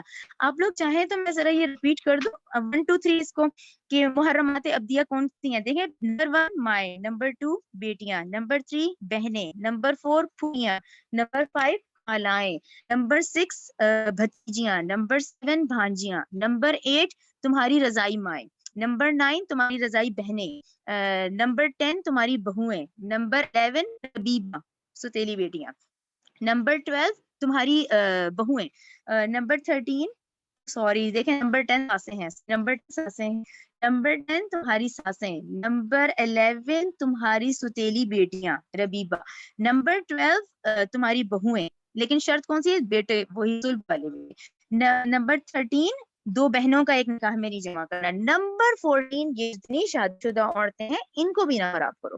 ٹھیک ہے. یہ 14 محرمات ابدیہ ٹل قیامت یعنی ایک رول آ گیا اس کے مطابق. اچھا اب اتنا اہم نقطہ یہاں پر میں آپ لوگوں سے ڈسکس کروں گی جس کے یہ پوائنٹس میں نے یہ لکھے ہیں. ایک تو پہلا ورڈ یعنی 5ویں پارے کا پہلا ورڈ کیا ہے محسنہ. محسنات کس کو کہتے ہیں, کون ہوتی ہے محسنہ, یعنی اللہ تعالیٰ نے کہا محسنات کون سی عورتیں ہوتی ہیں. دیکھیں یہ بڑا ضروری ہے کہ ہم ان کے روٹ ورڈ سمجھتے ہیں نا تو ہمیں آسانی ہوتی ہے سمجھنے میں. محسنات کا مطلب وہ عورتیں جو کسی کے قید نکاح میں ہوں. ٹھیک ہے نا, شادی شدہ عورتیں جن کو ہم کہیں گے جو قید نکاح میں ہے. محسنات کا روٹ ورڈ کیا ہوتا ہے, ہا صاد نون. حسن کہتے ہیں عربک میں قلعے کو, کیسل کو. کیسل آپ سب نے دیکھے ہوں گے, انٹرنیٹ کا دور ہے ویسے بھی سب نے, کتنے بڑے مضبوط قلعے ہوتے ہیں نا. وہ عورتیں جو قید نکاح کے اندر قلعے میں محفوظ ہیں. ٹھیک ہے. حسن قلعے کو کہتے ہیں. احسان کس کو کہتے ہیں, الف ہا صاد الف نون. کسی شے کو اپنی حفاظت میں لے لینا, کسی شے کی حفاظت کرنا, حفاظت میں لے لینا. تو محسنات کا ترجمہ کیا ہوا, وہ عورتیں جو اپنے شوہر کے محفوظ قلعے کے اندر ہیں. یعنی محسنات 5ویں پارے کا پہلا لفظ اس کا کیا مطلب ہے, شوہر والیاں. وہ شوہر والیاں جو کہ اس محفوظ قلعے کے اندر محفوظ ہیں. دیکھیں اسلام کتنا خوبصورت ہے, کتنی خوبصورتی سے آپ ان کے ترجمے جب ہم روٹ ورڈ میں جاتے ہیں تو اتنے خوبصورت ان کی ایکسپلینیشن نکل آتی ہے. اسی طرح محسنات کا آگے ایک اور ترجمہ بھی آئے گا, یعنی یہ 2 ورڈ محسنہ میں آتے ہیں. یعنی ہم کون ہیں, ہم آزاد گھرانے کی شریف زادیاں ہیں, تو ہم محسنہ ہمیں آگے ہے کہ یہ ایک قلعے میں محفوظ ہے. اسی طرح جو ہماری بیٹیاں ہیں وہ بچیاں ہیں, وہ کون ہے, وہ اپنے باپ کے محفوظ قلعے محفوظ ہیں. یعنی جب آپ رشتہ لے جاتے ہیں تو وہ جو بچی ہے وہ محسنہ ہے کیونکہ وہ اپنے باپ اس خاندان کے قلعے کے اندر محفوظ ہے. یہ رائٹ کلیئر ہو گیا آپ لوگوں کو.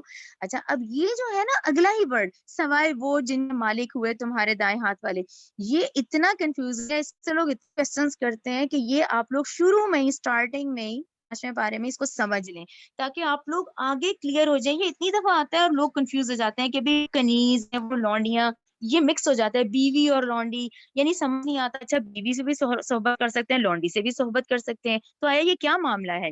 یہ بہت ضروری کو سمجھ جائیں. محسنہ تو کلیئر ہو گیا نا کہ محسنہ تو آزاد گھرانے کی شریف زادیاں اور جو قلعے کے اندر محفوظ ہیں. اچھا اب لونڈی کا کیا معاملہ ہے, بار بار آ رہا ہے کہ بھئی سوائے جو تمہارے دائیں ہاتھ والی ہیں, سوائے وہ. یہ دیکھیں میں نے اسی لیے اس کو الگ کیا. پہلے ہم بیوی دیکھ لیتے ہیں کہ بیوی کون ہوتی ہے, اس کے پوائنٹس کم ہے. بیوی کا شرط کیا ہے کہ وہ منکوحہ ہے, وہ نکاح میں آتی ہے, وہ سوشل کانٹریکٹ کے مطابق آتی ہے آپ کے پاس مرد کے زندگی گزارنے, وہ سوشل کانٹریکٹ ہوتا ہے. اچھا اس نکاح میں اس کی مرضی بھی شامل ہوتی ہے, اس سے اجازت ہے, اس سے پوچھا جاتا ہے. ٹھیک ہے نا.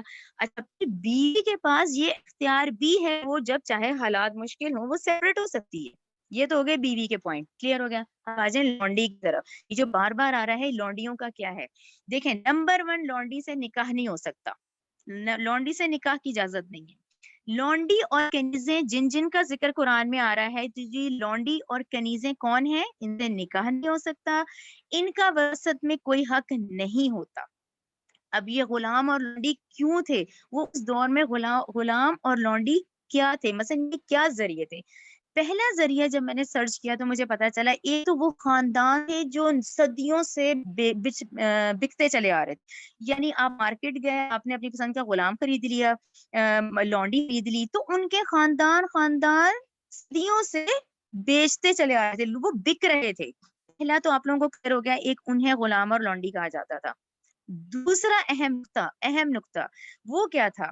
اب کیونکہ وہ جنگوں کا دور تھا، دن قبیلوں کی آپس میں جنگیں ہو رہی ہیں، ان جنگوں میں جب ایک جن کو شکست ہو گئی، اب ان کا مال جب لیا تو ان کی عورتیں بھی لے لی، ٹھیک ہے نا؟ اب ایک شکست ہو گئی، اب وہ شکست کر کے بھاگ گیا، اب اس کا مال، اس کے اونٹ، اس میں جو عورتیں آئی ہوتی نا، تو وہ عورتیں بھی پھر پکڑ لی جاتی تھیں، ٹھیک ہے؟ وہ عورتیں آ گئیں، پتا چلا جنگی قیدی میں نبی کریم صلی اللہ علیہ وسلم کے دور میں وہ کفار کی جو بیویاں آتی تھیں نا، وہ لونڈیاں کہلائی جاتی تھیں، ٹھیک ہے؟ اب دیکھیں نا نبی صلی اللہ علیہ وسلم کے دور میں جو غزوات ہوئی، اب جب فتح ہو گئی، جب مال آیا تو وہ جو کفار کی بیویاں آتی تھی نا، رائٹ، کفار کی بیویاں آتی تو وہ قیدی حالت میں آتی تھی۔ تو شرط لونڈی کی کیا ہے کہ وہ جنگی حالات میں عورتیں آتی تھیں، ان کو کنیر لونڈیاں، اب وہ آ کر نا، اب وہ آ تو گئی، اب ان کا کرنا کیا ہے؟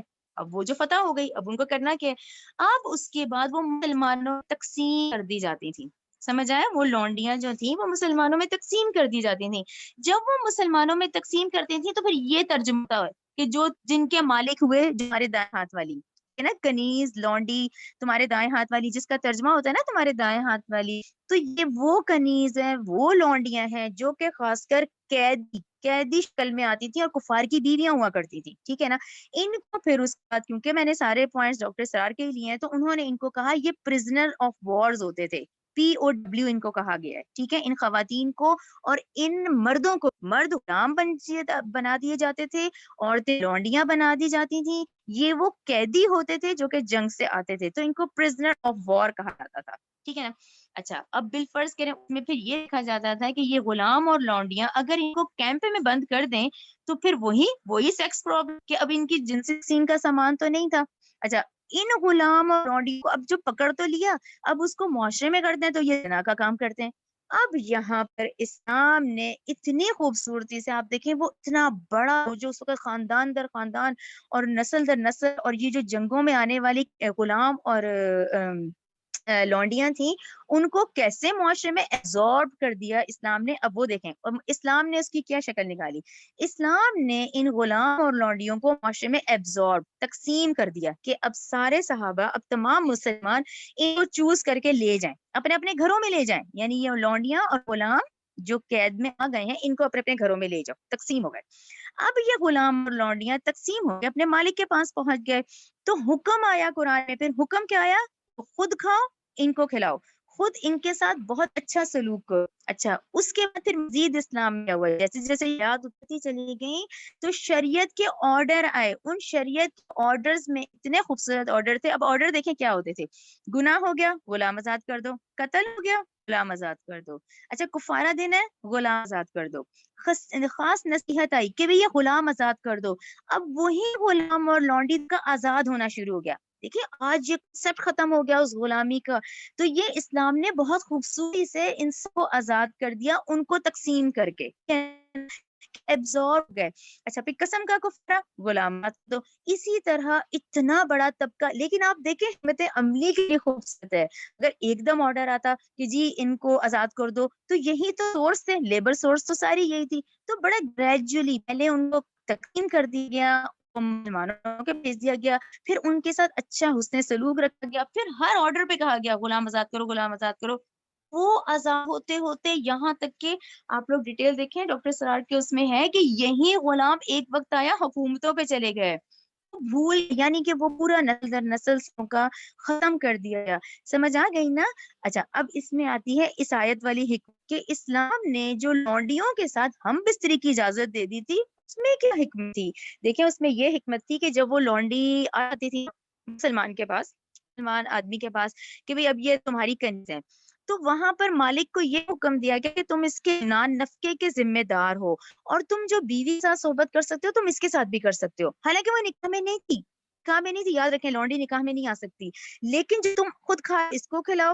اچھا اب تم اس لونڈی سے جو تمہاری اولاد ہوگی تم اس کے باپ بنو گے، ٹھیک ہے. اب اس لونڈی سے اولاد ہو گئی، جو تمہارے بچوں کا حق ہے وہی اس لونڈی کے بچوں کا حق ہے. اب دیکھیں وہ آٹومیٹک وہ بچہ آزاد ہو گیا، ٹھیک ہے. اور اب دوسرا کیا تھا کہ اب یہ لونڈی جس سے تم نے ہم بستری کر رہی ہے اب یہ دوسرا کوئی اسے نہیں ہاتھ لگا سکتا، ٹھیک ہے. وہ پبلک پراپرٹی ختم ہو گئی. اب کیا ہے، اب وہ آٹومیٹک آزاد ہو گئی، یعنی اللہ تعالیٰ نے کتنی خوبصورتی سے اسلام نے اس پورے کو آزاد کر دیا. لیکن جب ہم اس کا ترجمہ کرتے ہیں نا تو پھر سب کنفیوز ہو جاتے ہیں. آپ لوگ اس کو شروع میں ہی دیکھ لیں، نکاح نہیں تھے لیکن اجازت تھی، لیکن اس اجازت پر ایک پہلو تھا حکمت کا. اچھا اس میں اگلا کوشچن یہ بہت لوگ پوچھتے ہیں کہ جی آیا یہ جو خدامہ ہیں، دیکھیے خدامائیں تو ان کو سرونٹ کہتے ہیں، ناٹ سلیوز. یہ انگلش کی ٹرم بڑی آسان ہو جاتی ہے مجھے یہ سمجھانے کے لیے. سرونٹ سروس سے ہے، ٹھیک ہے نا. سروس جیسے بھائی ہمیں میاں گئے وہ 8 گھنٹے 9 گھنٹے سروس کر کے آئے، ان کو انہوں نے پے لیا، اسی طرح ہمارے گھر کام کرنے والی آئی، وہ میری سلیو تو نہیں ہے، وہ تو سرونٹ ہے. سلیو جو ہوتا وہ تو وہ یوز کرتے تھے اسے، سرونٹس کو آپ پے کرتے ہیں. تو یہ آج جو خدمائیں ہیں ہرگز وہ نہیں ہے، وہ ان کو پے کیا جاتا ہے. تو آج پوری دنیا میں غلام اور یہ لونڈی نہیں ہے. اس وقت یہ حکمت کے مطابق ان تمام یہ اصول جو آتے ہیں قرآن میں یہ اس کے مطابق ہیں. اور شرط کیا ہے، یہ وہ خواتین ہوتی تھیں جو کفار کی بیویاں ہوتی تھیں، اور یہ شکست صورت میں مسلمانوں کے پاس آتی تھی تو ان پھر معاشرے میں پھر دے دیا جاتا تھا. کلیئر ہو گیا آپ لوگ یہ ساری آیت؟ چلیں آیت نمبر 25. وَمَلَمْ يَسْتَطِعْ، اور وہ شخص جو نہ رکھے انکم تم میں سے طولاً طاقت کی ہاں کہ وہ نکاح کرے. ٹھیک ہے نا، یہ بڑی آسان ہے کہ جو شخص تم سے اب نکاح کی طاقت نہیں رکھ سکتا. اب دیکھیں نکاح کی طاقت تو ہے نا کہ بھی تھوڑا اتنا تو ہو کے مہر کیا جا سکے، یہ کر سکے. اب وہ شخص تم میں سے نکاح کی طاقت نہیں رکھ سکتا. محسناتی مومنہ، یہ پھر وہ یہ جیسے بیٹیوں کے لیے ہیں، جو بیٹیاں جو محسنہ بیٹیاں ہیں، جو آد گھرانے کی شریف بچیاں ہیں، جو اپنے باپ کے قلعے میں ہیں تو وہ آزاد ہیں. جو شخص نہیں نکاح کی طاقت رکھ سکتا ان آزاد عورتوں سے، دیکھیں نا ان کو تو پھر مہر بھی دینے ہیں، پھر ان کے تو رائٹ ہیں، ان سے نہیں کر سکتا. فمما ملکت، تو پھر وہ نکاح کے ملکت مالک ہوں ایمانکم جو تمہارے دائیں ہاتھ میں. ٹھیک ہے نا، اب کنیزوں لونڈیوں کی طرف آ گئے.